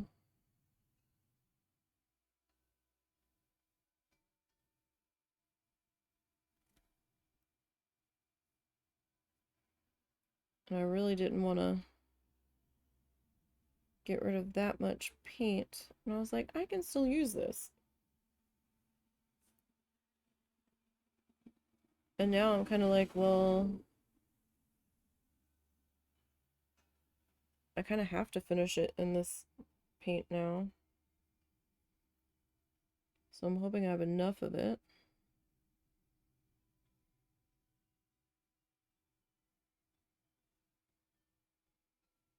So when we get everything painted in black, then we're going to come back in with a white gel pen or white acrylic paint, whichever happens to look like it's going to work out the best here. And start outlining, at the very least, the dragonfly. At the very most, the entirety of it. Kind of similar to how I did that crab there that I showed a few minutes ago.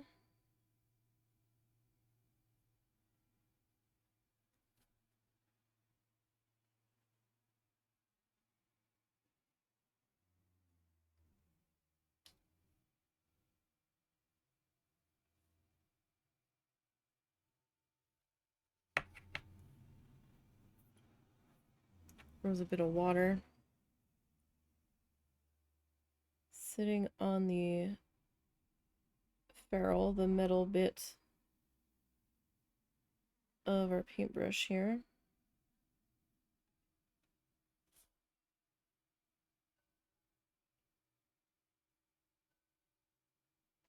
And I really didn't want that to slide down. That would have been a problem. For sure.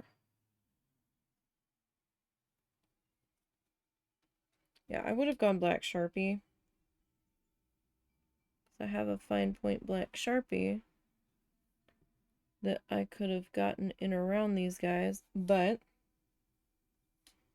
I didn't know if it was going to bleed when I go to seal this, which would have been a major problem. Quite honestly, a hot disaster. So here we are, just kind of slowly chipping away.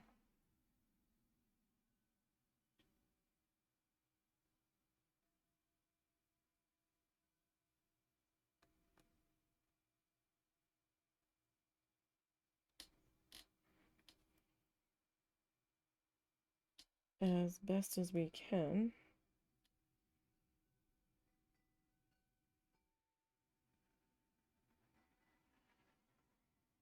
Oh, my allergies. My eyes are blurry today. They're like watery from all the crap in the air with how windy it is. And this sudden warm spell that kind of came out of nowhere. So it's making it a little tough to see. And every time I go to put this down to start painting, I think I'm seeing a fuzz hanging off the end of the brush. Then I bring it up to my face and I'm not seeing it. So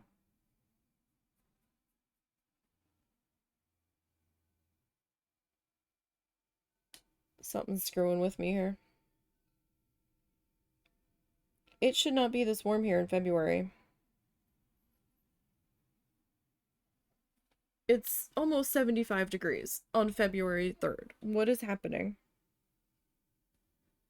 Like, we're not so south that this is normal.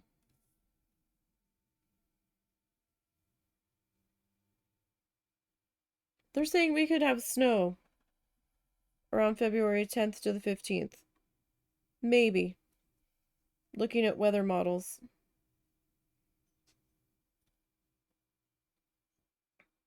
I think last February we were dealing with sub-zero wind chills.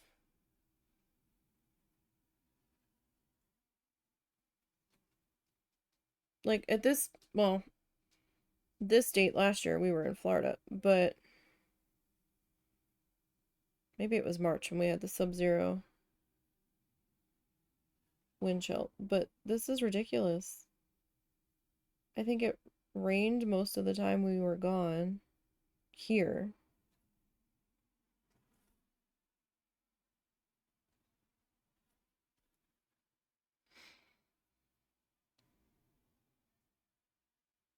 I think my brother still hasn't gotten his heart surgery yet.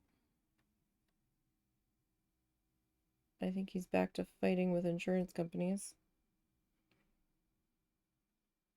Because he wants to have it done somewhere specific. And I think his insurance is like, well, we didn't approve it for there. We approved for you to have it here.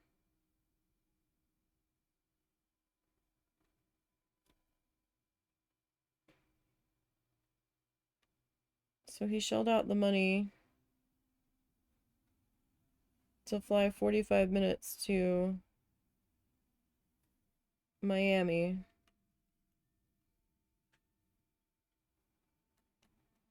Without telling the insurance company that's where he wanted it done, just that they approved it.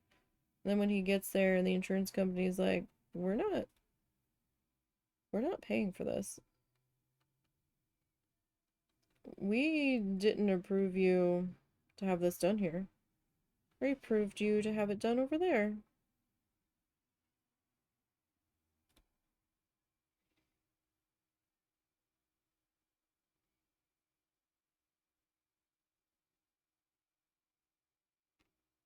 And I don't think this is a fight he's gonna win.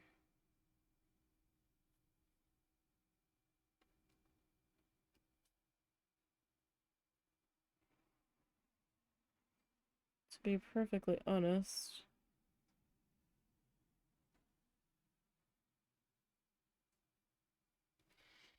So this is tough going. Because it's so small. After that cold snap we had for like 2 weeks, I'll take some of this warmer weather for sure. For us, it's about 40 degrees Fahrenheit. Oh, geez. 40 degrees is pretty good. 40 degrees would be about normal for here for this time of year.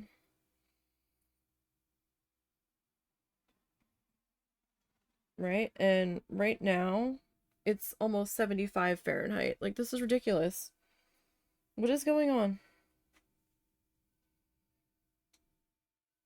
I want to move out of this area so bad. There's something here that I'm allergic to, and I don't know what it is. I don't know if it's the high concentration of hay fields. I don't know if it's a specific tree. There is something to this specific area that makes me sick. I've been battling my allergy issues since we moved here. I was so sick with not being able to breathe for a while after we first moved here that I was becoming addicted to the Vicks Dayquil.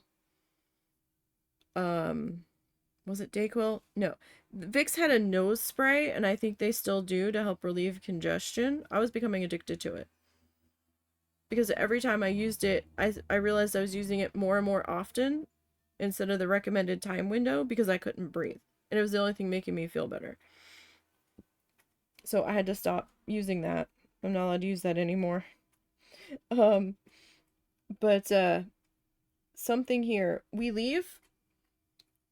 Even when we go to Oklahoma, I feel better. When we go to the zoo's about a 2-hour drive from us, 2.5-hour drive into Oklahoma, into Tulsa. Whenever we leave, I start to feel better. We'll be at the zoo for like maybe an hour, and I'm like, hey, I feel pretty good. My eyes aren't bothering me. My throat's not itchy. I'm not coughing. I'm not stuffy. My nose isn't running. I feel pretty damn good. And then we get about a half an hour from the state line, and I'm like, I feel like shit. Every time. Every time. And Russell's been realizing that a lot of the shit that he's been feeling, like random weird aches and pains and aches in his, like on his like his breastbone and his collarbone and stuff, it's from either the air pressure here or it's allergy. Because while we were away, didn't bother him at all. And he didn't even realize it wasn't bothering him until we were like halfway through the trip. And he realized that he wasn't experiencing any of that. He goes, oh. I was like, yeah, see? We don't know if it has to do with the elevation that we're at, but he grew up in an elevated area. So we don't know if like the mountain range here has a weird weather pattern going with it, or the air pressure's just different here. But it's awful. Every time we leave, I feel better. And we come back and I feel so bad.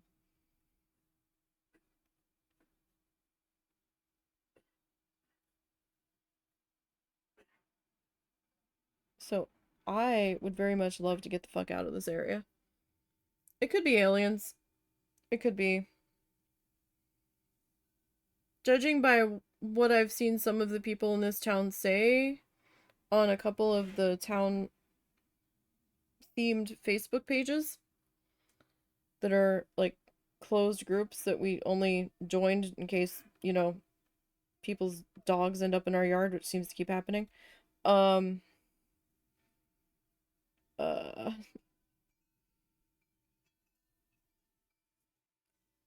some of them feel like their common sense got robbed away, and I'm like, how old are you? How have you survived this long? I don't understand. Just the shit some of these people post. I'm like, what? There's some, how to word this? There's some tinfoil hat people, or people that should probably have tinfoil hats on around here, that think the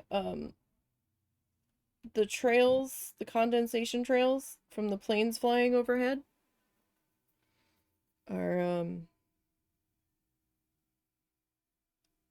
are part of a bigger, I'm trying to figure out how to word this, that's why I keep pausing. Without getting myself into too much trouble. Um they think they're part of some kind of conspiracy theory. Yeah, yeah, yeah. Here it is. Here it is. Um and there's like people in this area that are also like aviation experts, and they're like, no, no, that is not, no, no, it's literally cloud condensation. Yeah, yeah, them, 100%. And I'm just like, what is wrong with you people?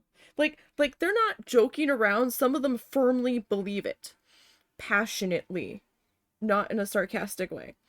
And I'm like, oh my god. I'm like, really? Like, no. Um, yeah. I don't know if there's something in the tap water here that's making people believe that. I don't know if it's something about growing up in this area that has made people think this way. I don't know. Pretty much, I've seen some people post on these Facebook pages about other people or kids acting suspiciously. And then some people are like, if you were that worried about it or concerned, why didn't you call the cops? So I'm like, yes, because the Facebook police are totally going to take care of this. Like, there was a bunch of kids, not a bunch, like maybe three, maybe four at the most, that seemed to be acting suspicious near where the public pool was, and it's closed for the winter, obviously. But the pool area, the fencing around it had sustained damage from the tornado on Halloween. And so they've got like a construction barrier orange mesh temporary fencing up until they can get it fixed. And apparently it looked like they were throwing their bikes over this fence to get into the pool area to do who knows what. I guess they thought they were going to try to ride their bikes through the pool. I don't know if the pool was empty of water though. I don't know if they drained it or if it just had a cover over it. So I'm not really sure what they're hoping to accomplish. And somebody's like, why didn't you just call the cops and tell them to come check it out? Like, what? I because there's like three different Facebook pages going around for our town with different levels of censorship on them based on who's running it. One is hardcore censored, where you can't say one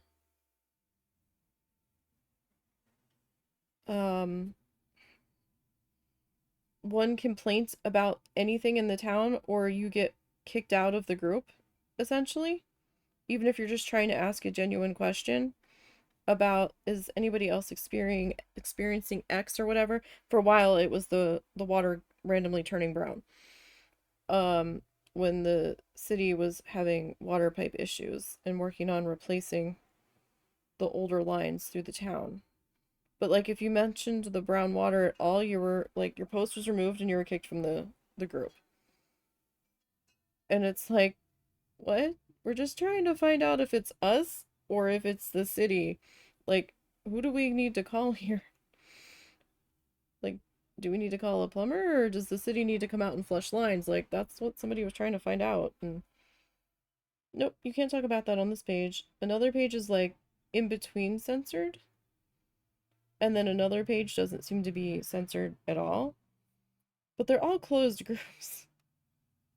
It's wild. I'm just like, okay.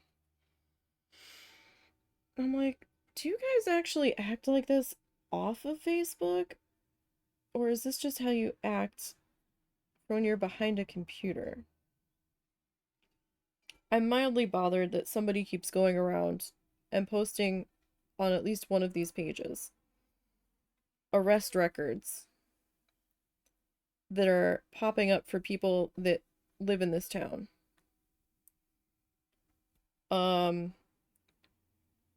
That were charged with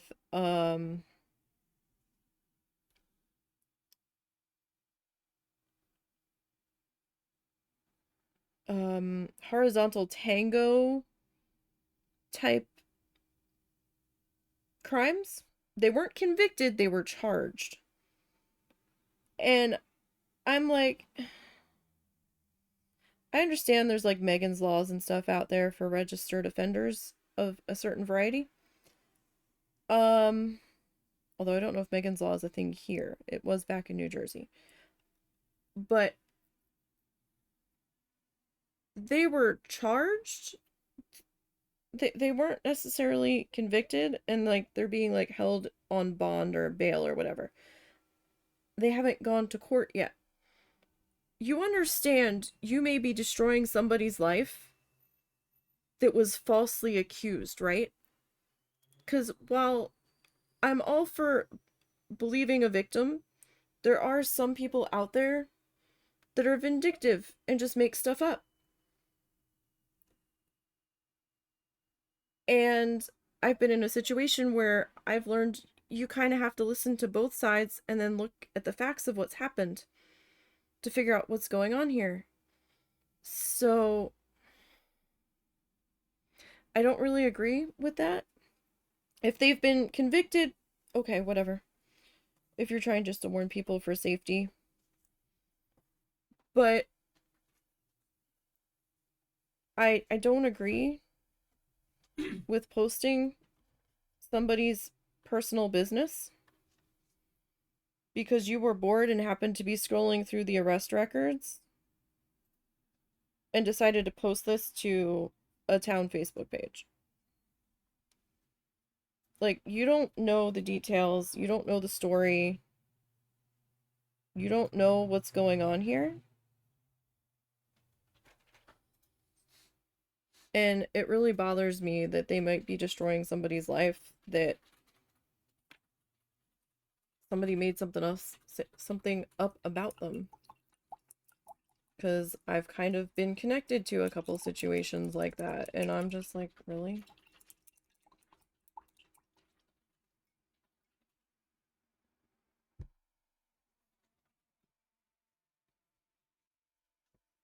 And that's not cool.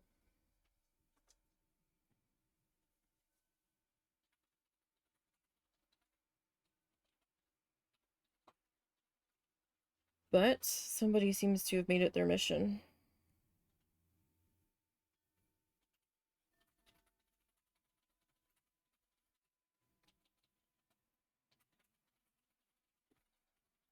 So, not much you can do about that. And then, like, these people that are posting about suspicious stuff going on in the moment on these Facebook pages, one of the ones that they're posting it to is a heavily censored page, and the moderators of the page have to approve every single post. And it could be hours after you've made the post before it's approved. And I'm just like, call the cops first if you're that worried about it. Because it's not like the cops are monitoring this Facebook page. So, you really ought to call them if you're that worried about something.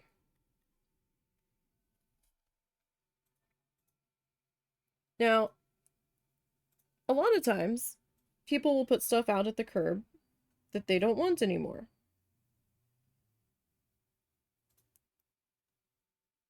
And sometimes they'll post on Facebook, oh, this stuff is free, curb alert, or whatever. I don't want this anymore. And it'll be stuff that, like, the trash doesn't normally pick up because it needs to be in a city trash bag or a city trash can, or else they won't take it. And somebody was driving around one of the subdivisions. They have video from, like, a Ring doorbell where there was a tiny little laundry basket that looked like something that you would get at maybe Dollar Tree or whatever. It was tiny. Lady stopped, got out of her car, looked at it, was, like, really looking it over, and walked around to her trunk, opened her trunk and put it in, and got back in her car and started driving away. And then she was shown stopping at a house further down. You could just barely make it out, where she got out of the car and was looking at something else that was on the curb. And they were like, yeah, we need information about this person that was seen taking stuff off of properties. And I'm like, it was on the curb. It was on the little piece of grass next to the mailbox where you put your trash cans. It's on the curb. She wasn't stealing shit. She thought nobody wanted it and was leaving it out there to be claimed. And I'm just like, what? I had somebody try to steal our recycling containers one time. Not really steal, take them. We only have one designated recycling container for the city. That's green. It has, like, the little recycling arrow on it. They only give you one. But they want everything separated between plastic number 1, plastic number 2, cans. They won't take glass anymore. And,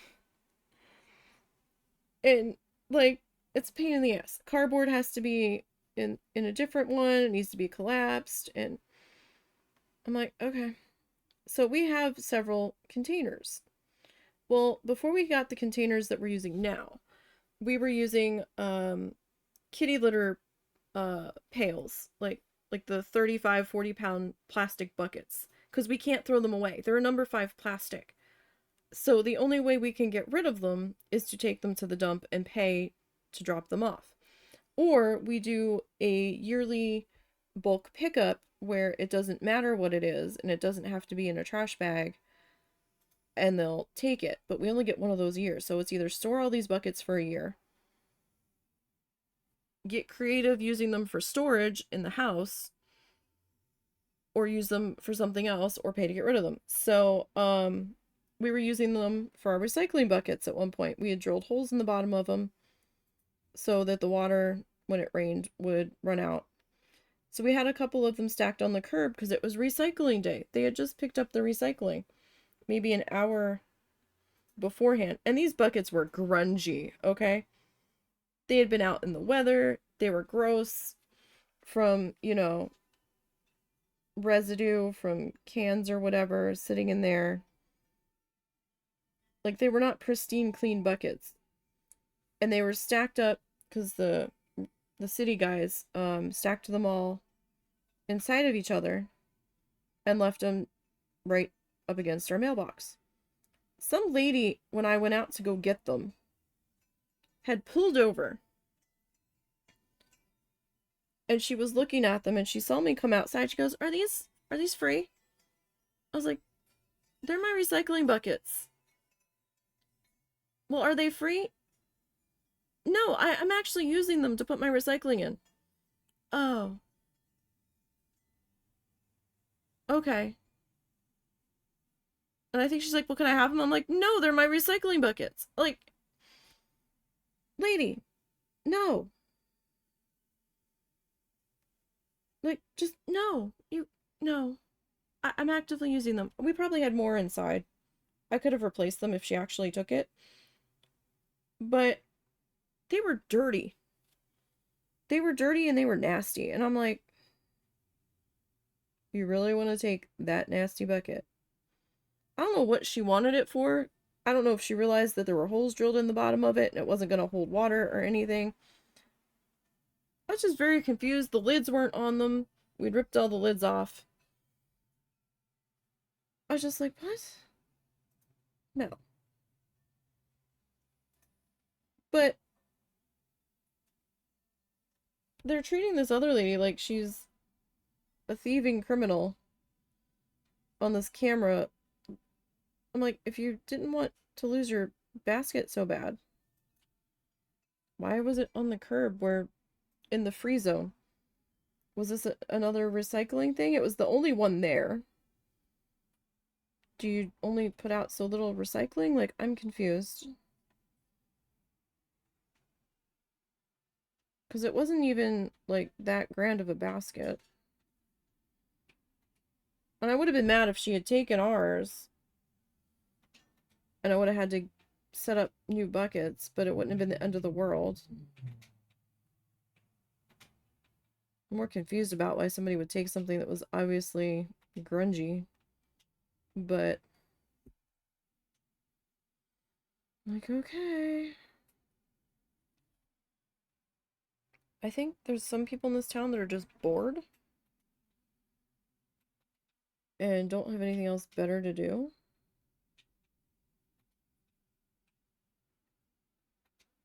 I don't know. But, oh god. So, I guess when the tornado came through, it did some damage to our downtown, I guess. Or somebody just wasn't paying attention to what they were doing. We have this like main street that goes through our town.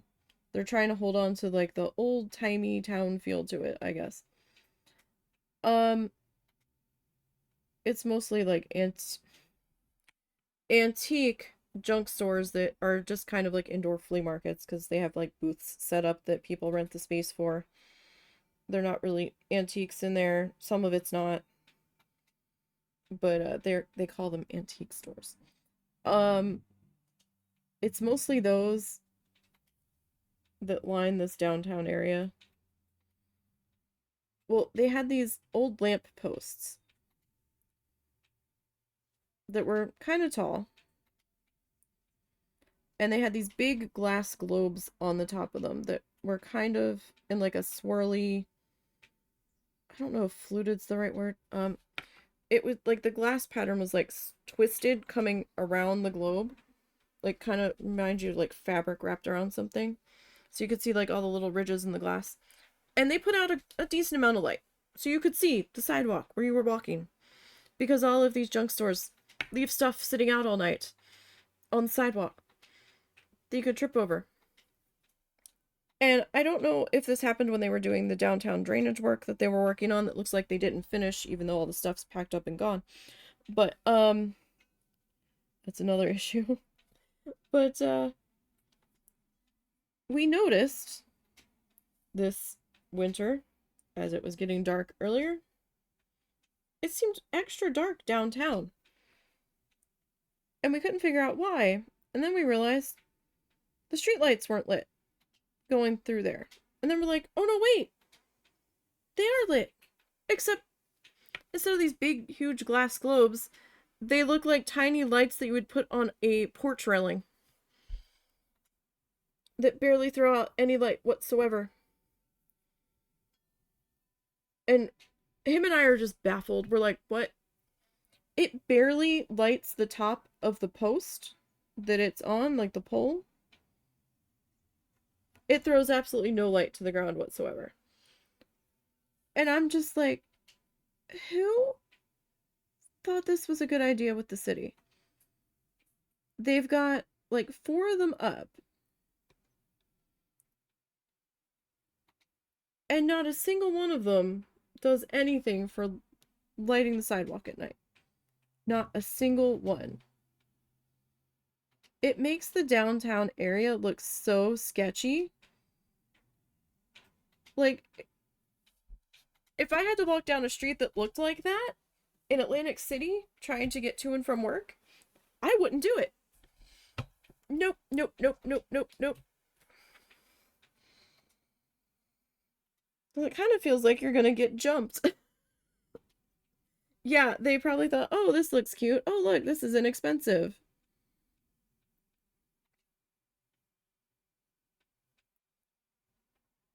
And I'm like, who do we complain to about this? Because I'm not one to complain, but this is a safety issue, like to make an official complaint. Because this is horrible. I'm like, what? I have bistro lights. Like outside party time lights with these glass globes that like fit in the palm of my hand. I have a string of those that put out more light than this stupid sidewalk street light. And I'm just like, why? What in fresh hells is this?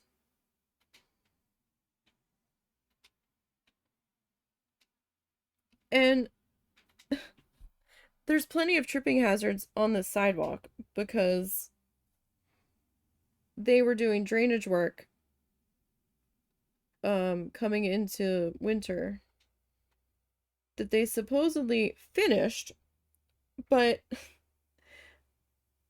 I'm finding it hard to believe they're actually done because they had signs up saying that the construction work was going to be finishing up in fall. And they've definitely left. However, they added like new manhole covers in the middle of the sidewalk, like near the edge of it, near the curb. And they kind of did like a compressed asphalt granular patch around where they dug the sidewalk up to put these in. But when you're driving down the street, you can still see pieces of wood attached to the side of the curb that were to help hold the asphalt patch into place that they never removed. The patches are coming out around these manhole covers.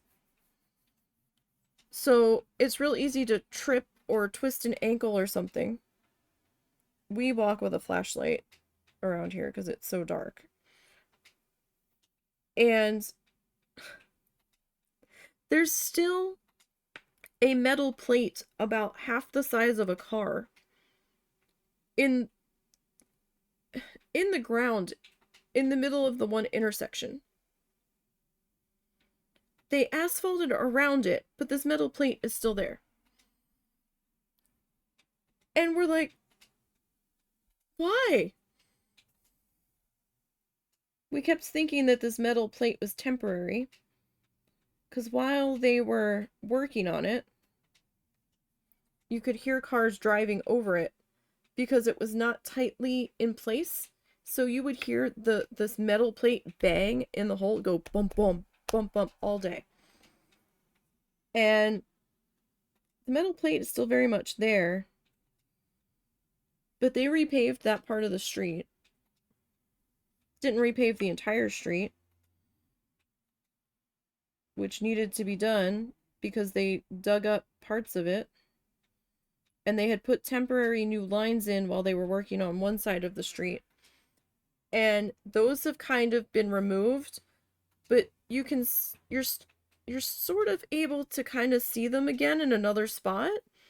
So it's really confusing on whether or not there's one or two lanes there. It doesn't make any sense. We had a stoplight at that intersection where this metal plate is. But people were complaining that the light was too long. And this light was run by the town. So instead of, having the light just become a four-way stop at night, because they can be programmed to do that between certain hours, where, like, all the signs will just flash red. No. After they bought this with taxpayer money, they've now, because of the complaints about the light being too long, they've now decided that it is a four-way stop 24/7 and turned the traffic light off.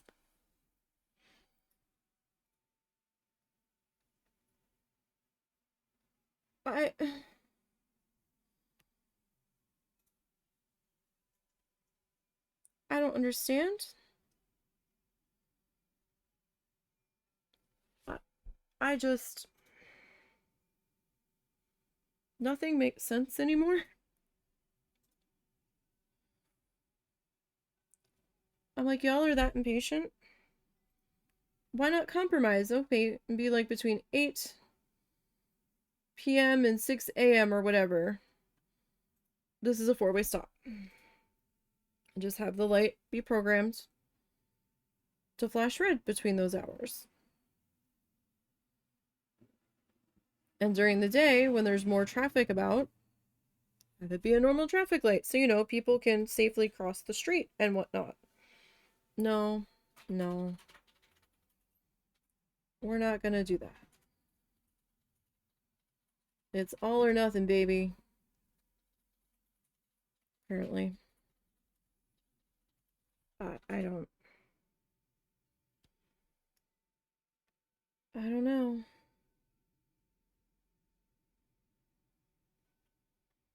I don't understand this place. I never did.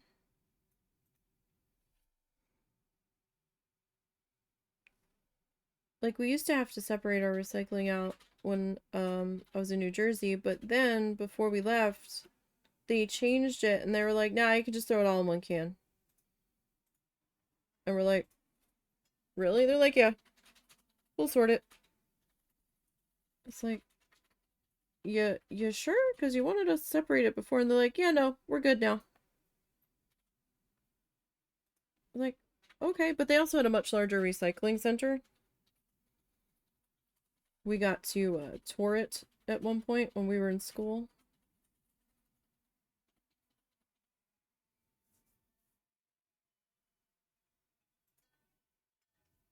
And there would just be workers in there separating stuff out and whatnot. It's like, oh.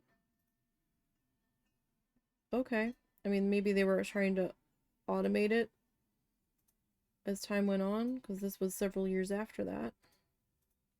My one brother briefly worked for the recycling center before he got real deep in the weeds with his issues.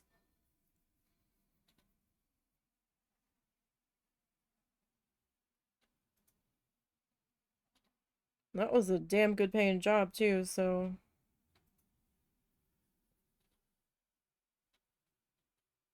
it's kind of a shame that he lost that job.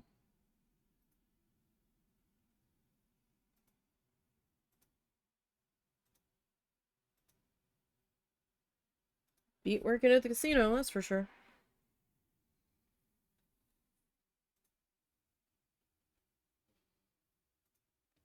I think he made more than I ever did working at the casino.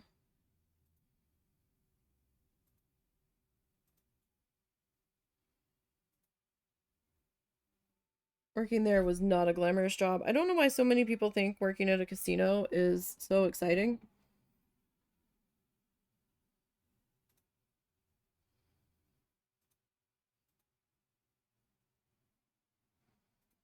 It's awful.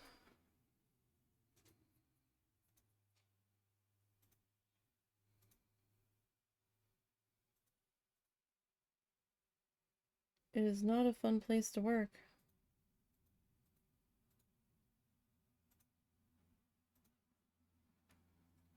Especially when you have to kiss people's asses all day.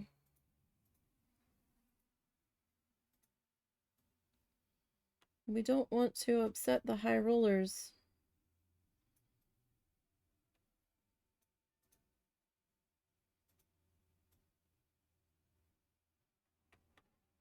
We have to do what we can and bend over backwards to make them happy. Yeah, yeah. I witnessed my one supervisor getting cussed out by a customer. And he went too far and pushed her too far that she started cussing back at him. So she got fired. The whole time that the table games manager for the casino floor that had come on shift just stood there and didn't try to get the guest to walk away because guest was drunk. Guest was in hock up to his ass and wanted his credit line extended more than it had been. He had already gotten a temporary extension, which he could only have every 45 days. He had blown a fuck ton of money on his other credit lines around town. Owed every single one of them full. His credit line was too high for her to make a decision on. It was a Sunday morning coming out of a Saturday night. And was he the director? Yeah, okay. So the director of our department had left the casino around midnight because he tried to stay a little late on Saturdays in case there was any issue. And he takes a sleeping pill. So he wasn't going to be in a position where she could wake him up yet, where he could coherently answer her and make a decision on what needed to be done. And she was trying to make phone calls to get more information to give the director. And he was being deeply impatient. She was trying to talk the guest into, why don't you go to breakfast? Why don't you get some coffee? You know, hoping that he would get tired and just decide to go to bed and not come back for a while. And she'd been there some time.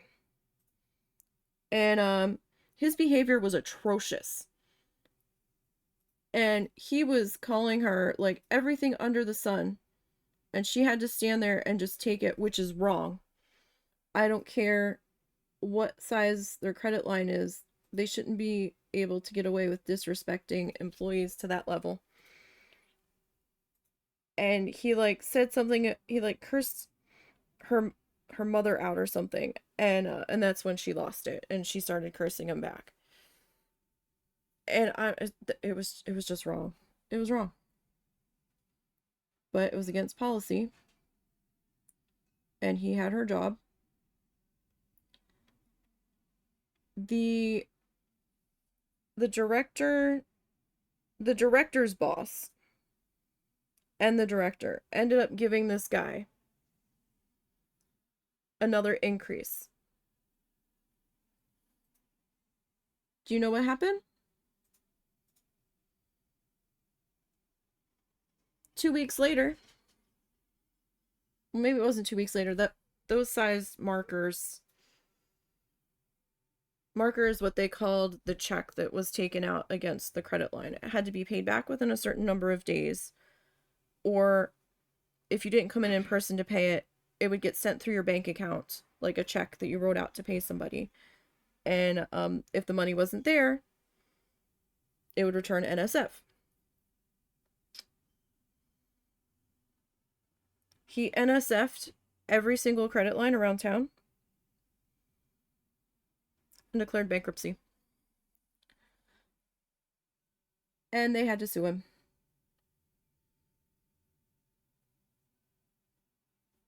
And I don't know what happened with that. Because that was going on when I left. I think I was part of the team of people.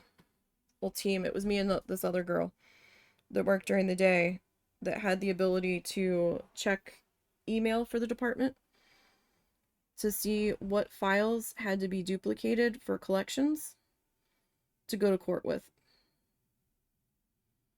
Because they couldn't take the master copy of the file out of the office. We had to duplicate a file and make sure that the words duplicate were all over the outside of the folders. And then they had to sign them out with one of either the director or an executive in the department. So we knew who had the duplicate file, why it was leaving the office, and where it was going. And it had to be returned to us. Because the information wasn't allowed to leave the office. Because, you know, financially sensitive shit. Number one, for the amount of stuff that we had in those files, we had people's bank account numbers, their routing numbers, their social security numbers. Sometimes copies of checks that were from those accounts. Like, all kinds of periodic credit reports that were run just to make sure that we didn't need to temporarily shut a line down if it looked like somebody was starting to get a little too deep in the weeds for money owed. Like, there was a lot of shit in those files. I had a guest steal a file one night when I was on shift. Fortunately, I didn't get thrown under the bus on it.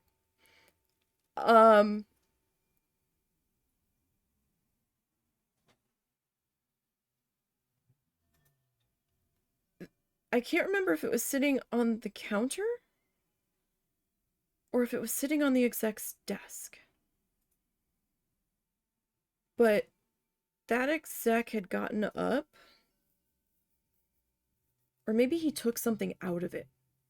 He might have taken his credit report out of it. Because I think he got denied or something.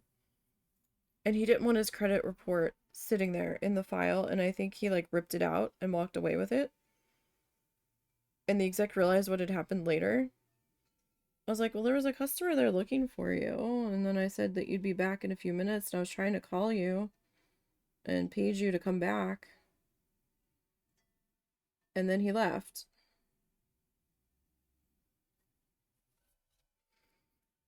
Because they weren't supposed to leave stuff on the desk if they walked out of the office.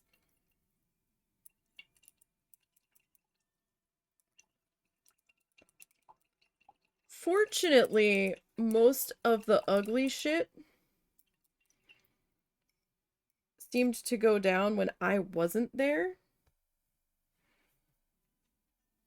When players' hosts were still in the building.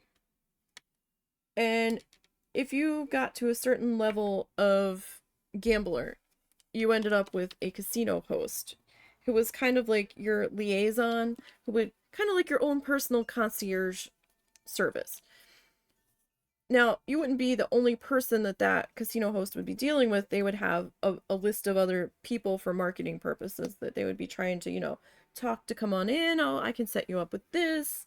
You know, we can get your room for this weekend.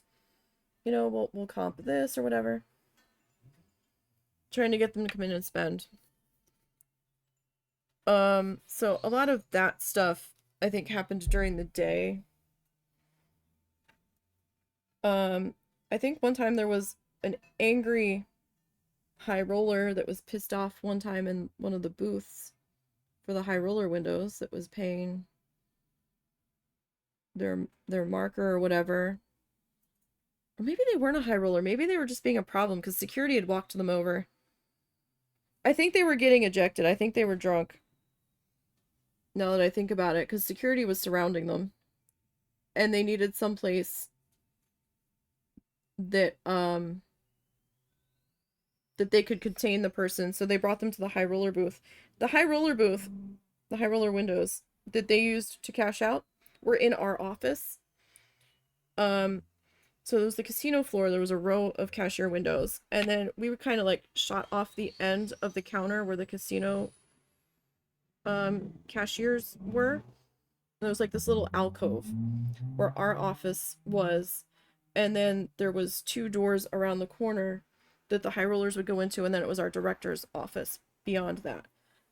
And security like walked over. It was like 2 or 3 in the morning, and there was like 4 or 5 security guards. Two guys brought the guy over to the window, and I think they were cashing him out actually, because one of the cage supervisors came over and was dealing with him, and the guy was being real like angry and pissy, and they finally got him cashed out, and then security like had their arms under his, and they were escorting him somewhere. I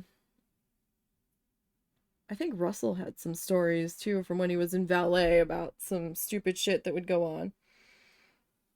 And quite the amount of shit that would go on and that people would get away with. I think his supervisor, was it your supervisor at the casino that was caught stealing? Yes. Yeah. She would wasn't she like insisting on counting down some people's windows when they were done or something? No. She always used the other person's till. Oh right, when they went on break. And then when she was doing, like, sometimes when she did her break back when she did use her own till, there was a drawer underneath where the actual register was, separate from the register with its cash till, and she would put all the money in there, and then she would ring up all the sales she had of parking that night after the fact. Yeah. But they had to have had her on camera. There were cameras in those booths, weren't there? Yeah, but I'm pretty sure she had a friend in a security or surveillance. Yeah, in security. I always forget surveillance and security are different departments.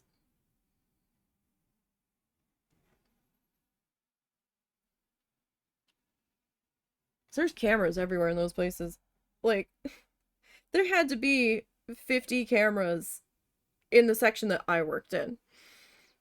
Like, you couldn't look up and not see a camera. They were pointed everywhere. Because, so it was the main windows. I worked where the main cashier windows were. So it was the bank of windows. And then it was the little counter that offshoot into the credit office. But I had to work in the back, with the computers and stuff. I wasn't in the direct office. That was where the execs sat at their computers and where the customers would come in to talk to them. I had to be in the back with the cashiers. Now, I didn't touch money. I wasn't allowed to touch money. I wasn't allowed to touch chips. I wasn't allowed to take a check. Nothing. I did nothing but paperwork. I was a paperwork grunt. But we had to enter an airlock, kind of, to get to where we had to go. So there was a security podium, and they considered that the main bank of the casino where we worked, because we had to be near where they were doing the markers being issued in the back and everything, in case they had a problem with a signature or whatnot, so we could like get them the file to compare the file's signature with the signature on the check out in the out on the floor. And security at the one podium had to buzz you in. Sometimes you had to show them that you had your ID. We could only have clear bags if we took a bag back there, like a clear purse. I had a clear tote bag. I would just shove it on the counter and just pull it underneath. There was a camera there too, so it didn't really matter. It was just my lunch and, my keys to get in and out of the house and stuff. And when you got buzzed in door number 1, there was like 1, 2, 3, maybe a 10-foot space. And then there was another locked door, and there was cameras in there. And you could not open door number 2 until door number 1 was shut and locked. So the lock had to engage after being shut, and then they could buzz you through the second door. So kind of like if anybody walked in there that shouldn't have been in there, they could hold you there until security showed up on one side of the door to escort you out, kind of situation. Because the door was right off the casino floor. Like, there were guests, like, playing slot machines, like, 10 feet from where we were getting buzzed in. And, that was always nerve-wracking, because you could be in there, stuck, in between the doors, sometimes for, like, 5-10 minutes, if security was dealing with a customer or some kind of situation and they weren't paying attention to the camera at the podium. And then there were times where the door would malfunction. And they'd have to get maintenance down to fix it. I kid you not, there were several days where the lock on the door broke. And it either wouldn't unlock or it wouldn't lock. And they had to post security at the big door. And then they had more security posted at the fire exit door of where we had to work.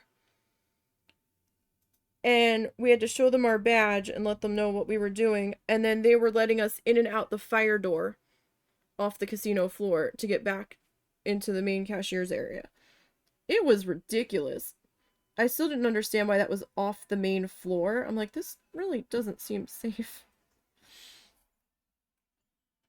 But if you actually made it through the second door, then they had a bathroom back there. Like a one-person bathroom. And then if you turned to the one direction, there was another locked entrance to head in where the count teams worked, where they actually counted the money that was brought in from table games and the slot machines and stuff. Well, no, not table games. They would count the cash that was brought in from the... Well, no, I guess some cash would be in from table games if people are buying in chips at the table. But mostly from, like, the slot machines and stuff. And then if you went the other way, you had to go down another hallway before you got back to where we were. And we had to share the space with the cashiers and the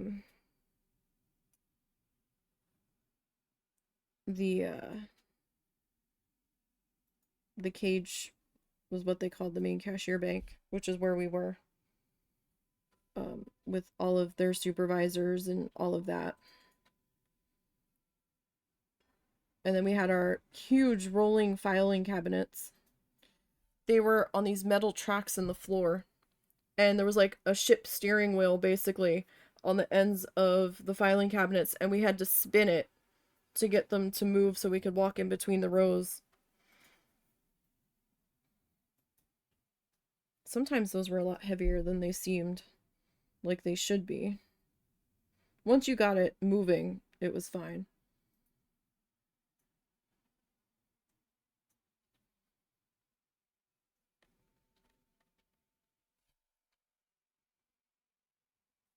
But I hated it when that one guy kept staring at me back there, because there was like nowhere to go. I mean, there was plenty of other people around back there usually. So we had that going at least. But everywhere you looked back there, there was cameras. Everywhere. because one of the bank vaults was in there. And I would have to sit there while I'm working at one of our desks, because I had to be at the one desk that was closer to our guest window so I could see if somebody came up, because I was usually the only clerk on at night most of the time. Sometimes I would overlap with somebody else, but some nights they left at 2 in the morning and some nights they left at 4 in the morning. So most of the time I was there midnight to 8. The majority of my shift where I was the only clerk there. Which was okay to a point, but I hated being the only clerk there because I hated doing bank calls with a fucking passion. I hated that. Because it was getting to the point where it was pointless because none of the banks would talk to us with a customer. Even with the customer on the line, a lot of the banks were like, no, we can't answer your questions. They have to come from the customer. So half the time we would have to sit there and play telephone and be like, okay, guest so-and-so, could you ask your bank how long your bank account's been open? Like, can you ask them what your current balance is? Like, it was so stupid. And they couldn't answer our question for security.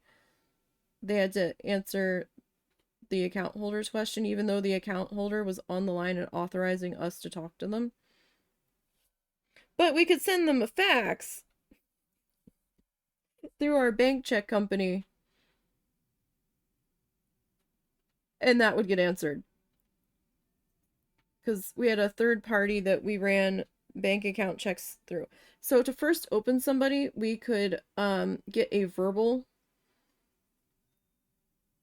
overview of the account and what things looked like on the phone, but we would also have to follow it up with a written report that we had to send off through our bank check company.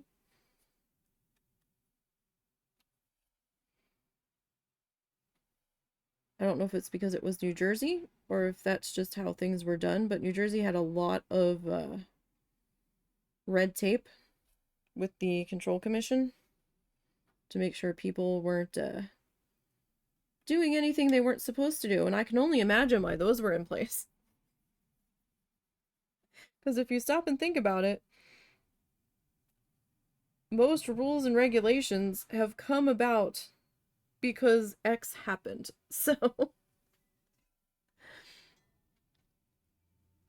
but there were nights where I sat there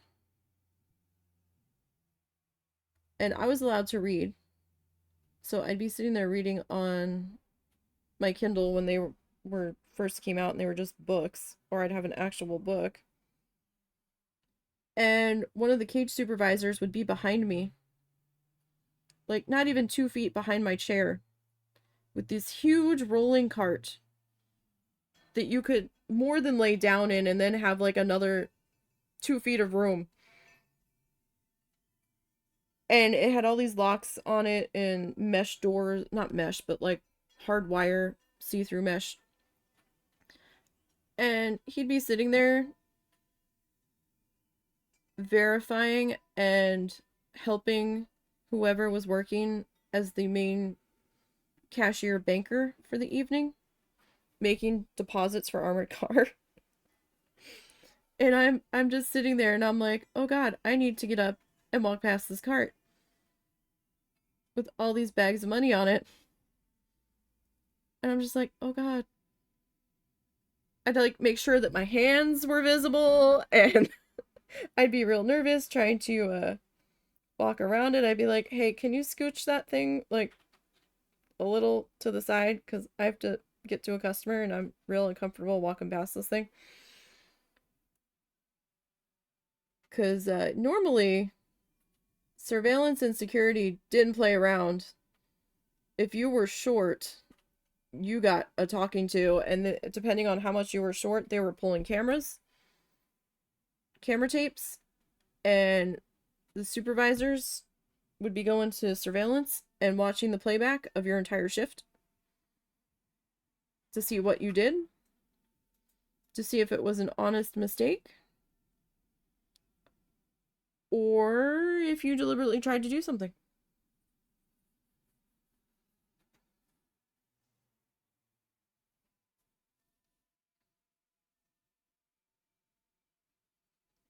And you could be as short as $50. If you were short like 20, I think you got like a written warning, but if you were short like $50, they were pulling tapes. From what I understood of the supervisors chattering around me most nights. So there was like every camera angle possible in that ceiling.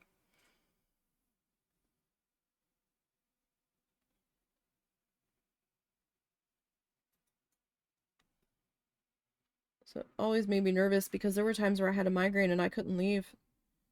And I was sitting there having trouble keeping my eyes open, and the one supervisor's like, well, maybe if you can just like close your eyes while you're sitting at the one desk back there. So I'd sit at the one desk and kind of side lean into one of the filing cabinets that was up against it.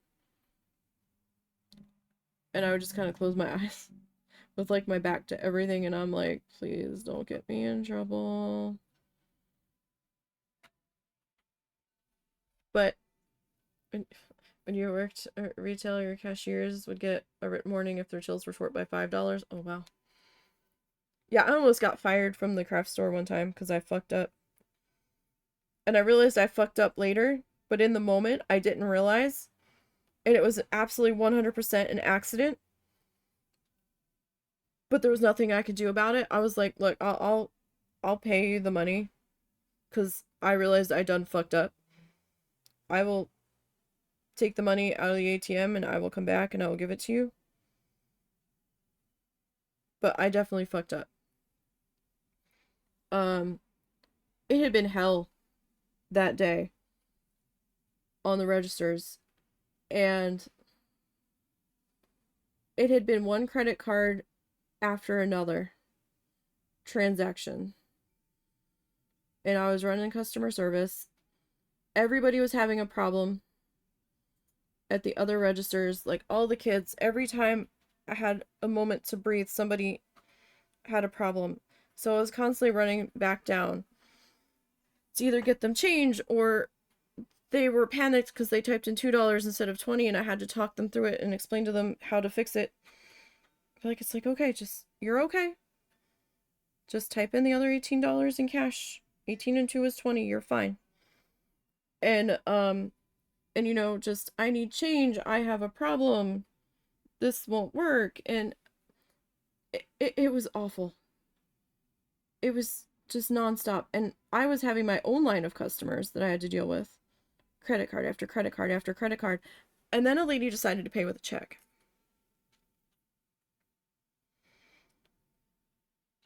And what do you do with credit card after credit card after credit card?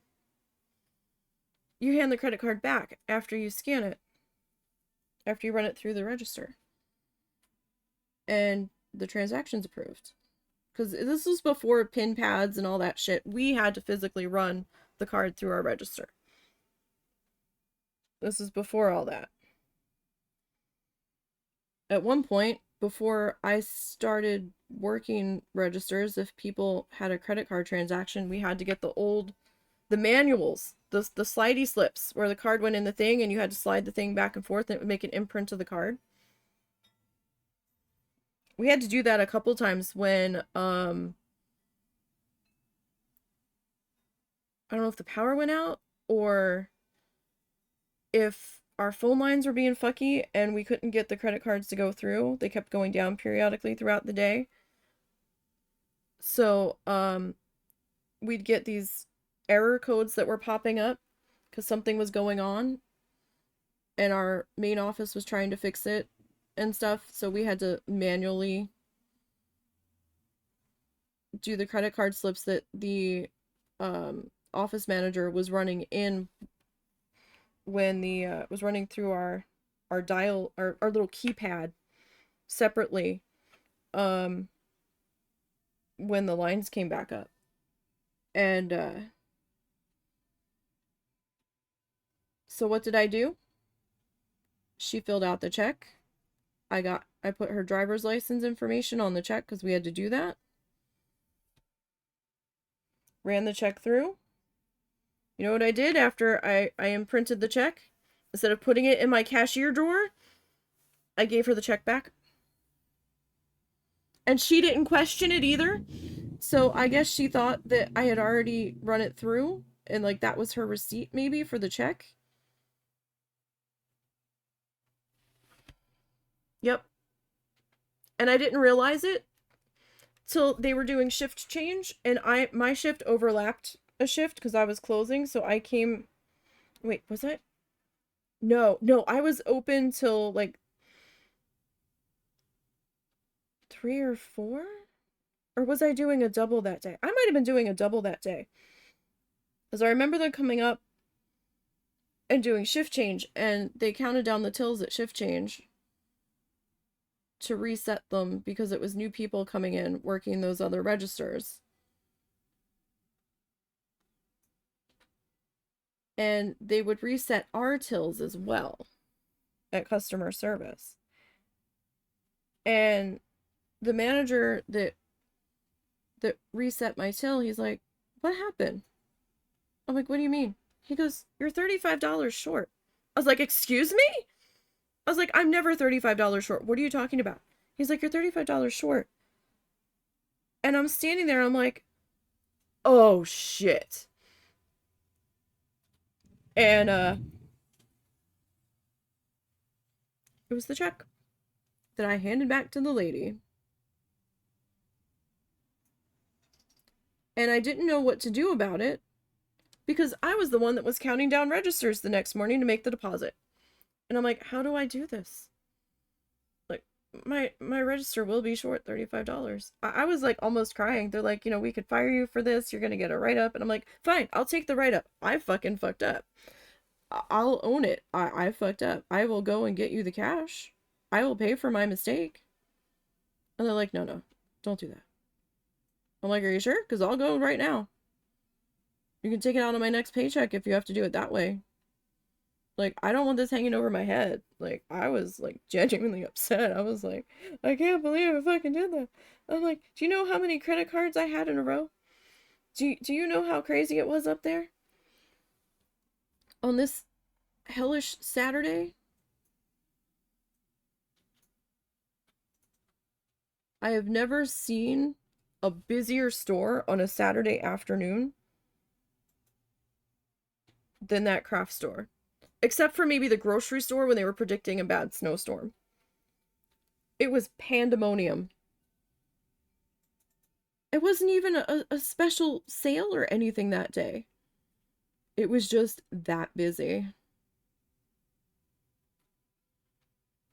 That place was its own level of hell. I started getting snarky towards the end of my time there, though. I was reaching my breaking point at dealing with these dumbass people coming through my checkout line. I was hitting my breaking point. Like, this one day was so busy, and I was just so done dealing with these dumbass motherfuckers. Like, the level of rudeness... I couldn't handle it anymore. I was snapping that day because I had a lady that came through my line to return something, and I wasn't on the main return register. I was on the secondary register. And so I was kind of facing the other cashiers, and somehow I was ending up with all of the purchase orders and the shitty returns and stuff, and I'm like, how am I ending up with these people? There's another effing customer service person up here with me. Why am I getting all these morons? And she's just yapping away on her phone, and I'm like trying to talk to her so I can find out what the deal is, right? Like, she threw a receipt and something on the counter that I guess was supposed to be on the receipt. She's too busy talking. I'm like, what are we doing? Is this an exchange? Is it full on return? Like, what are we doing? Is this broken? Do you just need to go get a different one? She's just yapping away, and I'm like, okay. She's just talking and talking and talking, and she's not even saying anything to me at all. She's just too busy dealing with the person on the phone. I'm like, all right, I'll play this game. So I started paging more cashiers up front because my line was getting long. And I'm slowly looking at her receipt. Found the item that she had thrown on the counter. And I'm like, okay, well, it's on here. And I looked at the top of the receipt because this receipt didn't look right. It's not our receipt. It's for one of our competitors down the street in a different shopping mall. And now I'm even more confused as to why she threw this on the counter with the receipt. And I'm standing there just kind of staring at her. And she finally stops talking long enough. She goes, "What's the problem?" I was like, I'm not sure if you were trying to return this or if you just needed to exchange it or something, but this isn't our item." She goes, "It's on the receipt." I was like, "I understand that, but this is our store, not receipt store. Receipt store with this item on it is down the street in the other shopping center." And she stopped and she looked up to where she was, looked around the store, rolled her eyes and went, "Huh," and grabbed her stuff and like stormed out. And I'm like, okay, this is not my problem, lady. If you had like gotten off your phone for 5 minutes, I could have had you redirected to where you needed to be a lot faster. Just like, Jesus Christ. And then same day, I think it might have been the same day, I had a little kid in my line, maybe 10 years old, maybe. And the poor thing seemed scared to death. And he's like, I need to return this." I was like, okay. He had his receipt. He had the item. But we had to return it the way it was purchased. We couldn't just hand cash back if it was purchased with a credit card. It had to go back on the credit card. And if customer didn't have that card with them, then it had to go on a gift card. Like, we could not just hand them cash unless it was paid for with cash. Store policy. And kid had a credit card with him that had a lady's name on it. And I'm like, this has to be mom. I was like, is mom here? Yeah, she's out in the car. I was like, I need her to sign this because it's in her name. Now, I probably could have let the kid sign for it, but I was real pissed because of the day, the way the day was going. And I wasn't sure if I was going to get in trouble if I let the 10-year-old return something to his mom's credit card. Because, you know, we had to get name, address, home phone number. We had a whole thing that people had to fill out when they did a return. Because I think it was getting to the point where there were some habitual returners that didn't have their receipt. And if you didn't have your receipt, stuff would get returned to a gift card for 40% off. Because we would return it at 40% off if you didn't have the receipt because we had a 40 off coupon. And 9 times out of 10 people had the 40 off coupon that they would use. And if you didn't have your receipt to prove that you didn't use the coupon, well then, guess what? We didn't have to take it at all without the receipt. Another thing that burned my ass is that we didn't have a time limit on returns. As long as you had the receipt, you could return it. One Christmas Eve. Oh, and the mother was pissed when she came in. She's yelling at the kid. She's like, "I told you just to sign for it." I was like, ma'am, I said you needed to come in here. It's your credit card. You need to sign for the return. Don't yell at him. You needed to come in and do this. She didn't want to get out of her car because she was parked in the fire lane. Because I watched her come in. I was like, don't yell at him. It's your card. You need to sign for it. He's not old enough to have this card. I was so done with people towards the end of that. So done.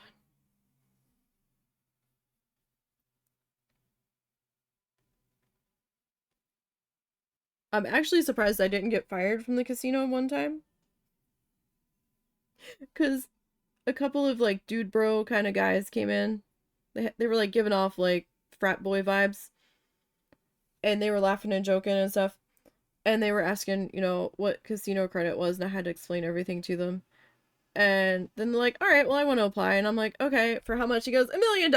And I'm like, but he said it in a way where I thought he was joking. And I'm like, okay, I'm like, really, how much? And he goes, no, $1 million. And I'm like, oh, okay. Like, I thought I was gonna get fired for not believing him. I'm like, oh, all right then.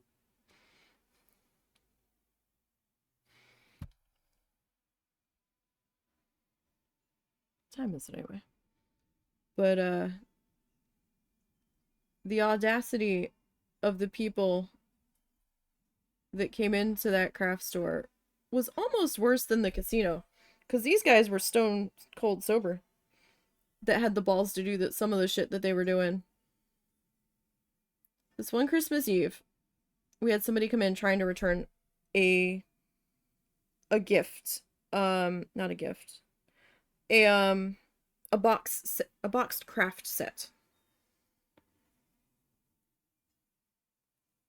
The box was starting to disintegrate. It was so old. Something of that old, age would have had a price tag on it, because when I first started working there in 99, they had not fully switched over to a scanning system yet. They were still using price guns. So we had this little, like, plastic gun hand thingy. You would have to load a wheel of stickers into it. There was a little ink roller in there. And then we had to manually turn the these little numbers in there to set the price. And then we would have to pull the trigger and it would spit out a little sticker with the price inked on it, stamped on it. So I didn't put out much merchandise when I first started working there. I was mainly a night person where I would be on register and recovery, helping to straighten the store at the end of the day. But the department person whose department I was put in started having me put out some of her merchandise that she was running behind getting up when she realized I was somewhat competent to do that. Because they didn't just let any of the teenagers or the younger kids or the new hires have the price guns. So, we had to be shown how to use those. And we had to check in the merchandise off of invoices and stuff. But a box that age should have had a price sticker on it, and we couldn't find one. And we tried to scan it, and it was coming up not found. And lady is going blue in the face telling us she bought it from us. And we're like, ma'am, we can't prove that it came from here. There's no price sticker on here indicating it was ours. And it's not scanning in our system. Like, you may have, but this has been so long ago that I can't prove it came from here. And she's getting mad. Had to get a manager up front. And I guess he felt bad.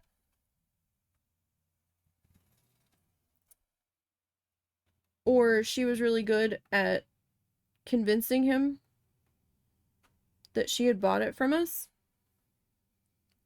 And he's finally was like, look. He's like, all right, look, I'll take it back. But I don't even know how much it is. So we're going to have to try to find a comparable item on the floor to it. And then it's going to be 40% off of that because I don't know if you used a coupon on it. And anything that doesn't have a receipt is automatically has a 48% off coupon applied to it when it's returned. And I think she took it. But because the box was in such bad shape, we had to stick it in our damaged items bin. And the office manager's like, this isn't even ours. When she was doing returns, I was like, look, I didn't think it was ours. None of us up front thought it was ours. The department merchandiser didn't think it was ours. I had never seen that when I worked in that department. When I was briefly merchandising. I was like, I don't know what to tell you. Talk to so-and-so. I think we took it back at like $5. It was like an old kit from another store. Like another chain entirely. And then we had to damage it out. Because we couldn't sell it in the condition that it was in. I was just like, this is dumb.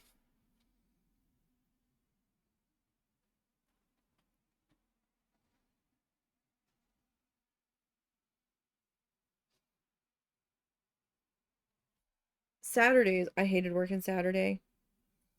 Saturday was awful. It was one of the most people-y days in there. Sunday could be pretty bad too, but usually Saturday was the worst. And by like 11 o'clock, we were starting to have to page all cashiers to the front because it was that busy. And every time we were paging all cashiers to the front, and we were getting all of the kids to come up and get on a register, the ones that were able to run a register.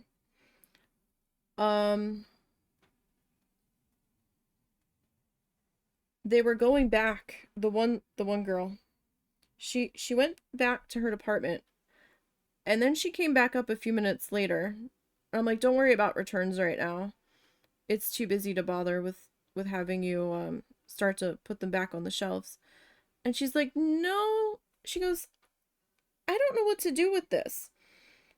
And she handed me, or put on my counter, a literal handful of open bags of merchandise that the merchandise was missing out of. And I'm looking at it, trying to figure out what the hell it was. It was like the 14 karat gold and 10 karat gold findings for jewelry, like the clasps and stuff, that were like a little expensive. It's just multiple bags, almost of every one that had been on the hook, ripped off. And somebody went to one of the ends of the aisles, pulled the merchandise out of the bag, and left the bags behind. And I was just so flabbergasted. I'm just like, really? These didn't have security tags on them.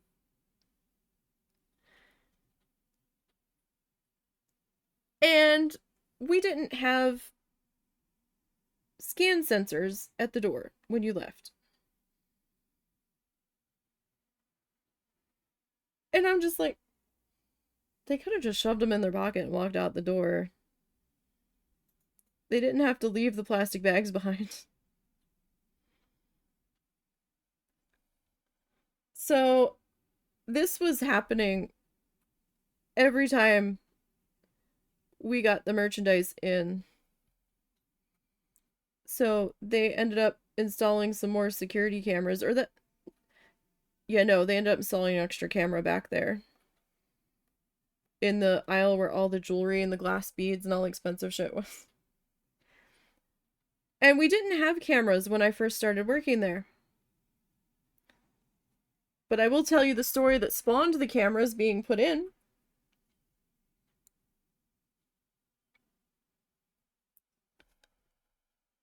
The it being a craft store, we sold stuff for wedding favors.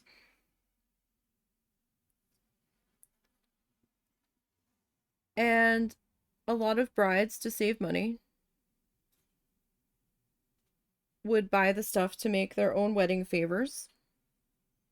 Like the Jordan almonds that were like pastel-y colors, you know, stuff for baby showers, favors, and all that stuff. We also sold like fluted champagne glasses in a set. And there would be like special like head tiaras that people could buy for the bride to attach a veil to. Kind of like a glorified headband that was all glittery and sparkly with rhinestones and stuff on it. And, you know, so people could make their own, like, veil setup if they didn't want to go with one, or if their dress didn't come with one or whatever. Well, when I first started working there, like I said, we priced everything because nothing scanned. We had to manually type in everything on the register. We had to go department number and the price.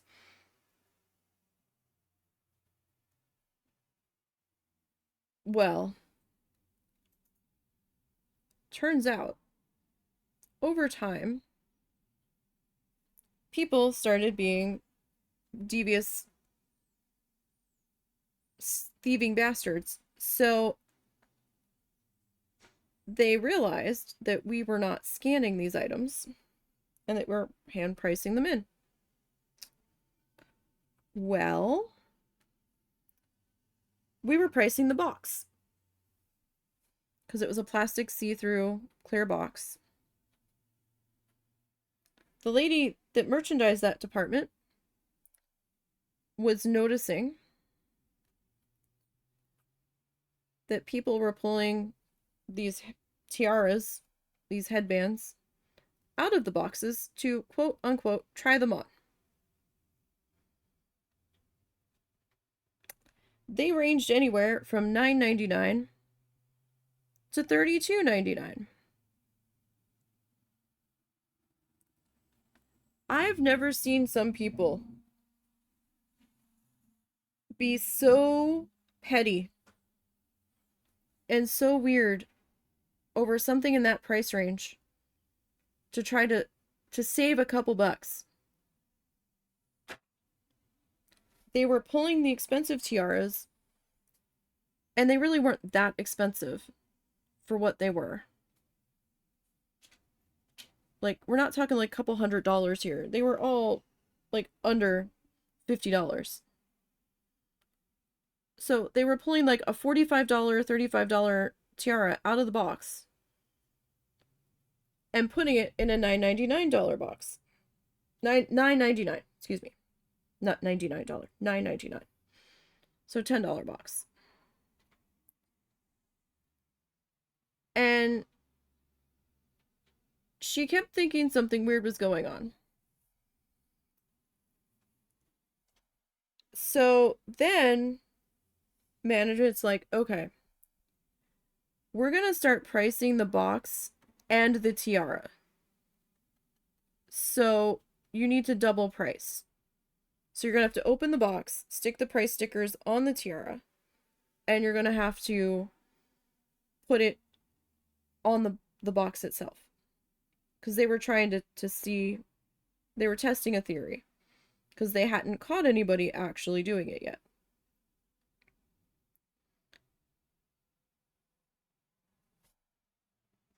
Well, then us cashiers were instructed we had to open the box and take the tiara out and read the price off the tiara.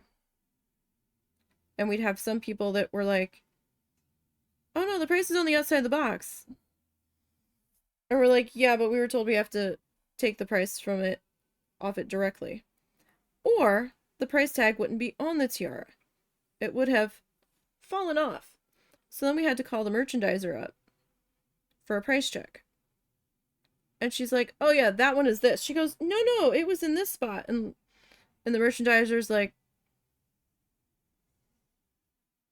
that might be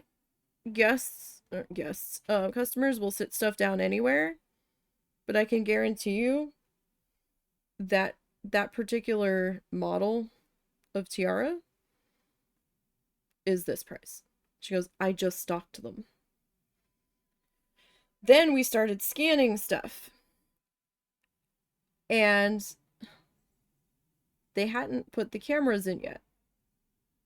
Well, when we moved to a scan system at the front register, we were told, okay, when the tiaras come up, you have to open the box and scan the scan bar tag hanging off the tiara. We're like, okay. And one lady I did that for nearly lost her mind. She goes, what are you doing? The barcode's on the box. And I was like, yeah, but we have to scan the actual barcode on the item. And she was real mad about that. And then it came up, you know, like $35. And she goes, that was in a $9.99 spot. And I'm like, really? I was like, well, sometimes people put stuff where it's not supposed to go. That might have been what happened here. But I can call somebody up and check the price for it. She's like, yeah. And I'm like, okay. So I had the merchandiser come up. And they're like, oh no, that one's this price. And she's like, we didn't even take it back to check it. She goes, yeah, but I'm the one that orders them. I know how much that one is. And then they were starting to argue. And then the merchandisers, look, come back and show me where you got it.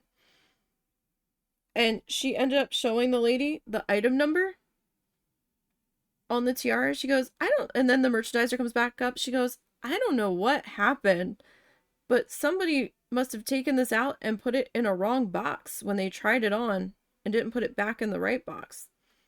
But this is how much it is. Because see, this item number doesn't match the barcode on this item. Lady was livid. She's like, well, I don't want it for that price. And I'm like, I'm sure you don't. Because you're the one that switched the boxes. But we couldn't prove it because nobody actually saw her do it. So then, shortly thereafter, we had security cameras installed. And don't you know, they put a camera right in that aisle? Along with one looking down in the jewelry department.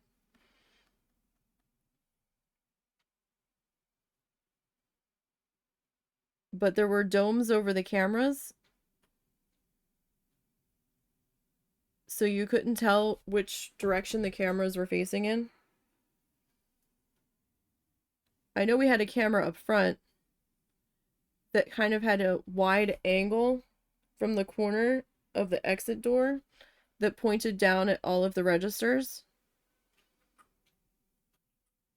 Because we'd be getting phone calls from the office. Why are you leaning on the counter? If you don't have a customer, you need to be cleaning. You need to be doing something. I'm like, I was taking a moment to mentally reset my brain because I was finally able to breathe for 5 seconds, but okay. And so if we weren't constantly in motion up there doing something, we were getting called and told about it. You could not ever take a 5-second breather. Like, that's not what these cameras were for. But okay. Slave drivers literally just finished a rush. Mentally regrouping. It's not like I can walk away. Like, I'm stuck here. I can't even take a break. If I'm the only front-end supervisor up here right now, I have to call a manager. If I need to go to the bathroom. Or if I need to take my 15-minute. Or if I need to go and take my half hour. Because somebody called out.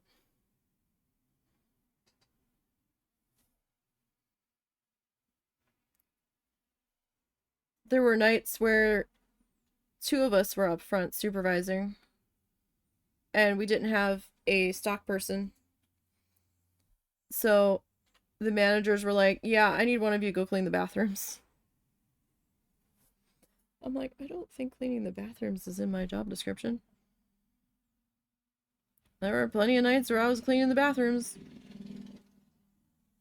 Do you know why? Because I wanted off the goddamn register that bad. I'm like, I need to not be up here for a few minutes. It has been crazy busy all day.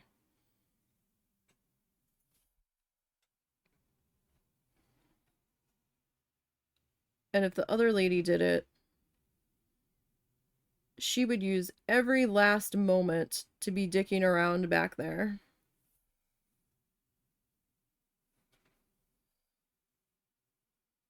But she never got in trouble for it because she was the store snitch. I later found out. Because all of the minors would tell her shit, and then she would go and tell management.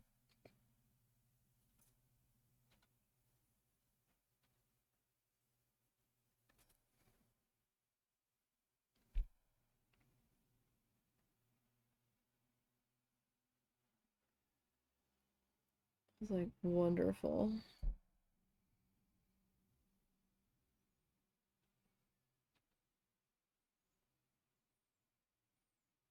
I was so mad the one weekend I worked. She was supposed to be working, and I was supposed to be doing cash office in the morning and then doing customer service after I was done. Because I had to do the deposits for Armored Car. Armored Car didn't come on Sunday, but it came on Saturday for us. So Saturday I really had to hustle my ass to be done by a certain time. And she didn't show up.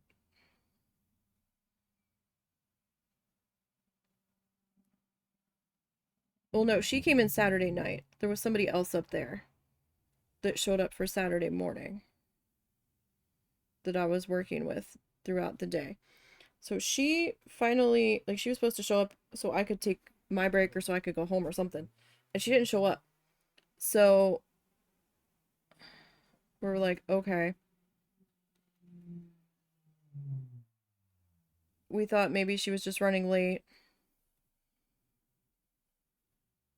It was 3:30 and I was getting ready to leave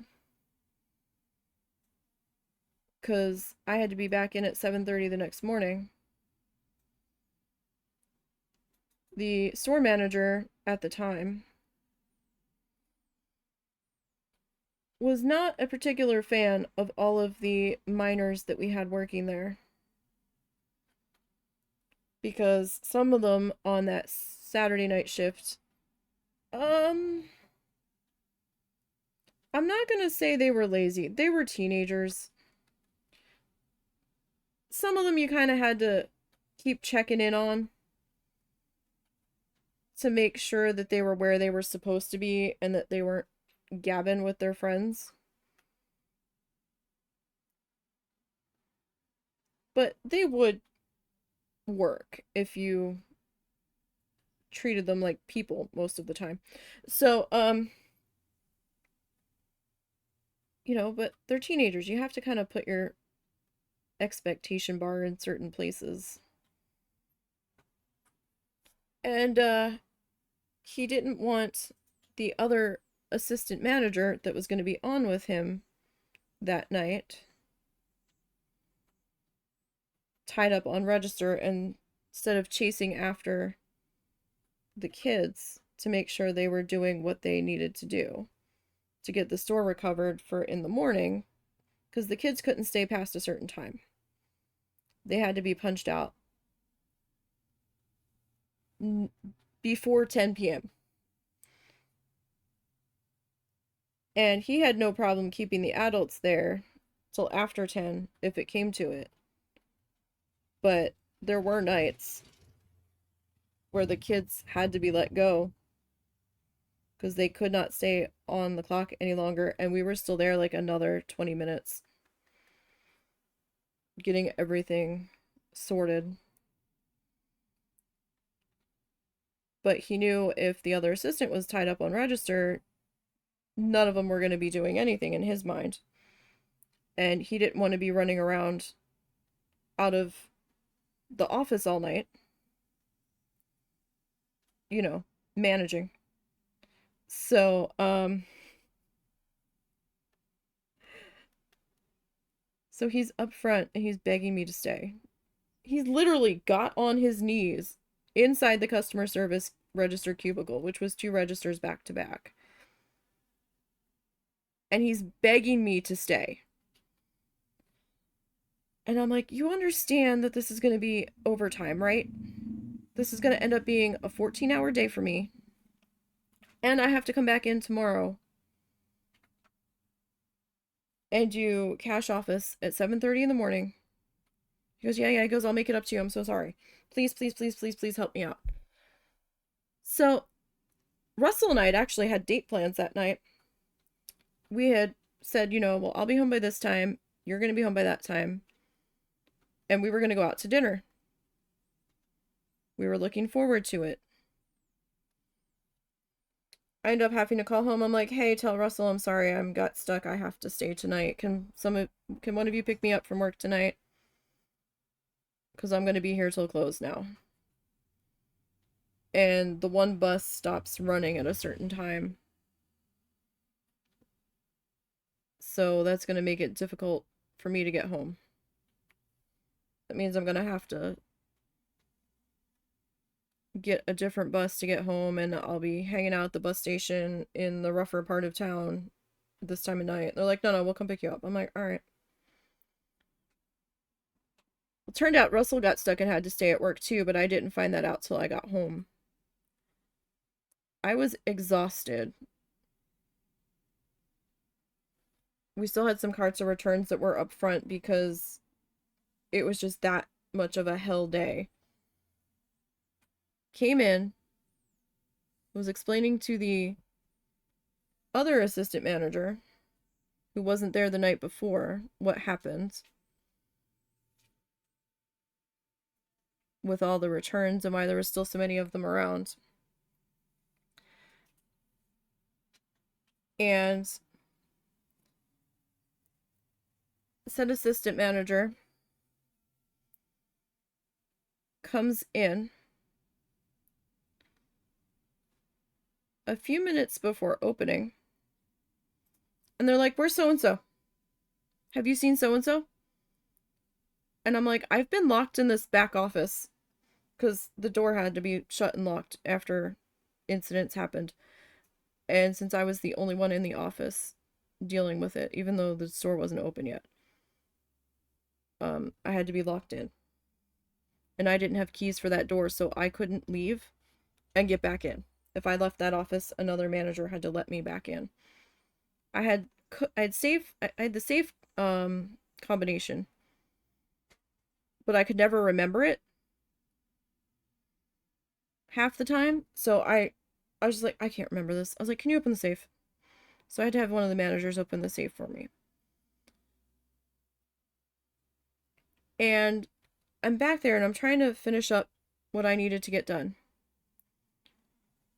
I got the registers reset. The tills were ready for him to take, and now I was working on the deposit. And I was like, no. I said, I've been back in here. What makes you think I've seen her? I haven't heard her. Loudmouth coming to punch in. I was like, I don't know where she is. She hasn't come and gotten the tills. And he's like, great. So he comes and grabs the tills. And he takes them up and starts activating the registers for the day. And I'm sitting there and I'm almost done getting the deposit together. And all of a sudden, the store's office manager storms in. She's not supposed to be there on Sunday. I was doing her job. Storms in livid and starts screaming at me. You need to be punched out as soon as possible. We cannot have overtime this week. Who said that you could stay last night? This is not good. This cannot be. You cannot have overtime. You need to be punched out of here the minute you are done this. I was like, okay. I was like, hold on just a second after I recovered. I was like, I didn't stay because I felt like it. I stayed because the store manager begged me. I'm sure if you go back and look at the cameras, on his hands and knees up at customer service last night, begging me to stay because so and so was a no call, no show. And he needed a supervisor for the night. So before you start yelling at me, you know, you need to talk to him because he's the one that begged me to stay. I had plans last night. I didn't want to stay. I had places to be. And she's like foaming at the mouth, almost yelling at me. And I'm just like, look, you need to talk to so and so. She goes, oh, I'm going to be talking to him. I'm yelling at him too. And I'm like, oh, God. So apparently, that supervisor, the one from the night before, no called, no showed again that day. And the store manager finally wandered in, and she was yelling at him too. And I punched out like I was instructed to do, had all my shit, and I was leaving at like 11 o'clock. I wasn't supposed to leave till like 3:30. And the assistant manager that was running customer service, while I was still in the back, sees me walking out the door. He goes, whoa, whoa, whoa, wait, where are you going? I was like, I was told to leave. And he's like, just great. And he's pissed because now he's trapped on customer service for the day. He goes, what do you mean you were told to leave? I was like, I got yelled at by so-and-so that I had to punch out because we couldn't have overtime. I was like, look, you all need to get on the same page here because I'm not being yelled at after y'all begged me to stay. Like, this is ridiculous.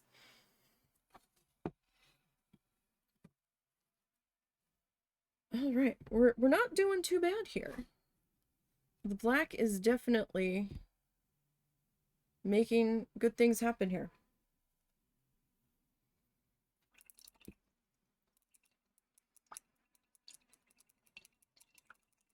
So I am fairly happy. It'll really start to pop when we come back and we outline all of these pieces in the white pen. So we still have a ways to go. I didn't get as far as I wanted to today, but that was because we had a lot of little intricate spaces. But, you know, we got from like up here down to here. So that's not bad. That's not bad. Because I had to use the tinier brush. So, next week we'll be able to get this section finished off, more than likely. And we'll probably be starting over here. So this is a little bit one of the more intricate ones that we're doing, because I have to go slower. But it's not so bad. Tomorrow we'll be back with more art. And we'll be starting to work on our next Bob Ross needle felted magnets. We'll be following along with the tutorial from Joy of Painting Season 31, Episode 4. The name escapes me. I know we looked at it last week. I think it was Tranquility Cove, something Cove. I don't know. It's gonna be an adventure on this one. I remembered looking at it and just being intimidated by looking at the end piece. So we'll see what happens with that. And then Wednesday, the plan is to hop back into Planet Zoo.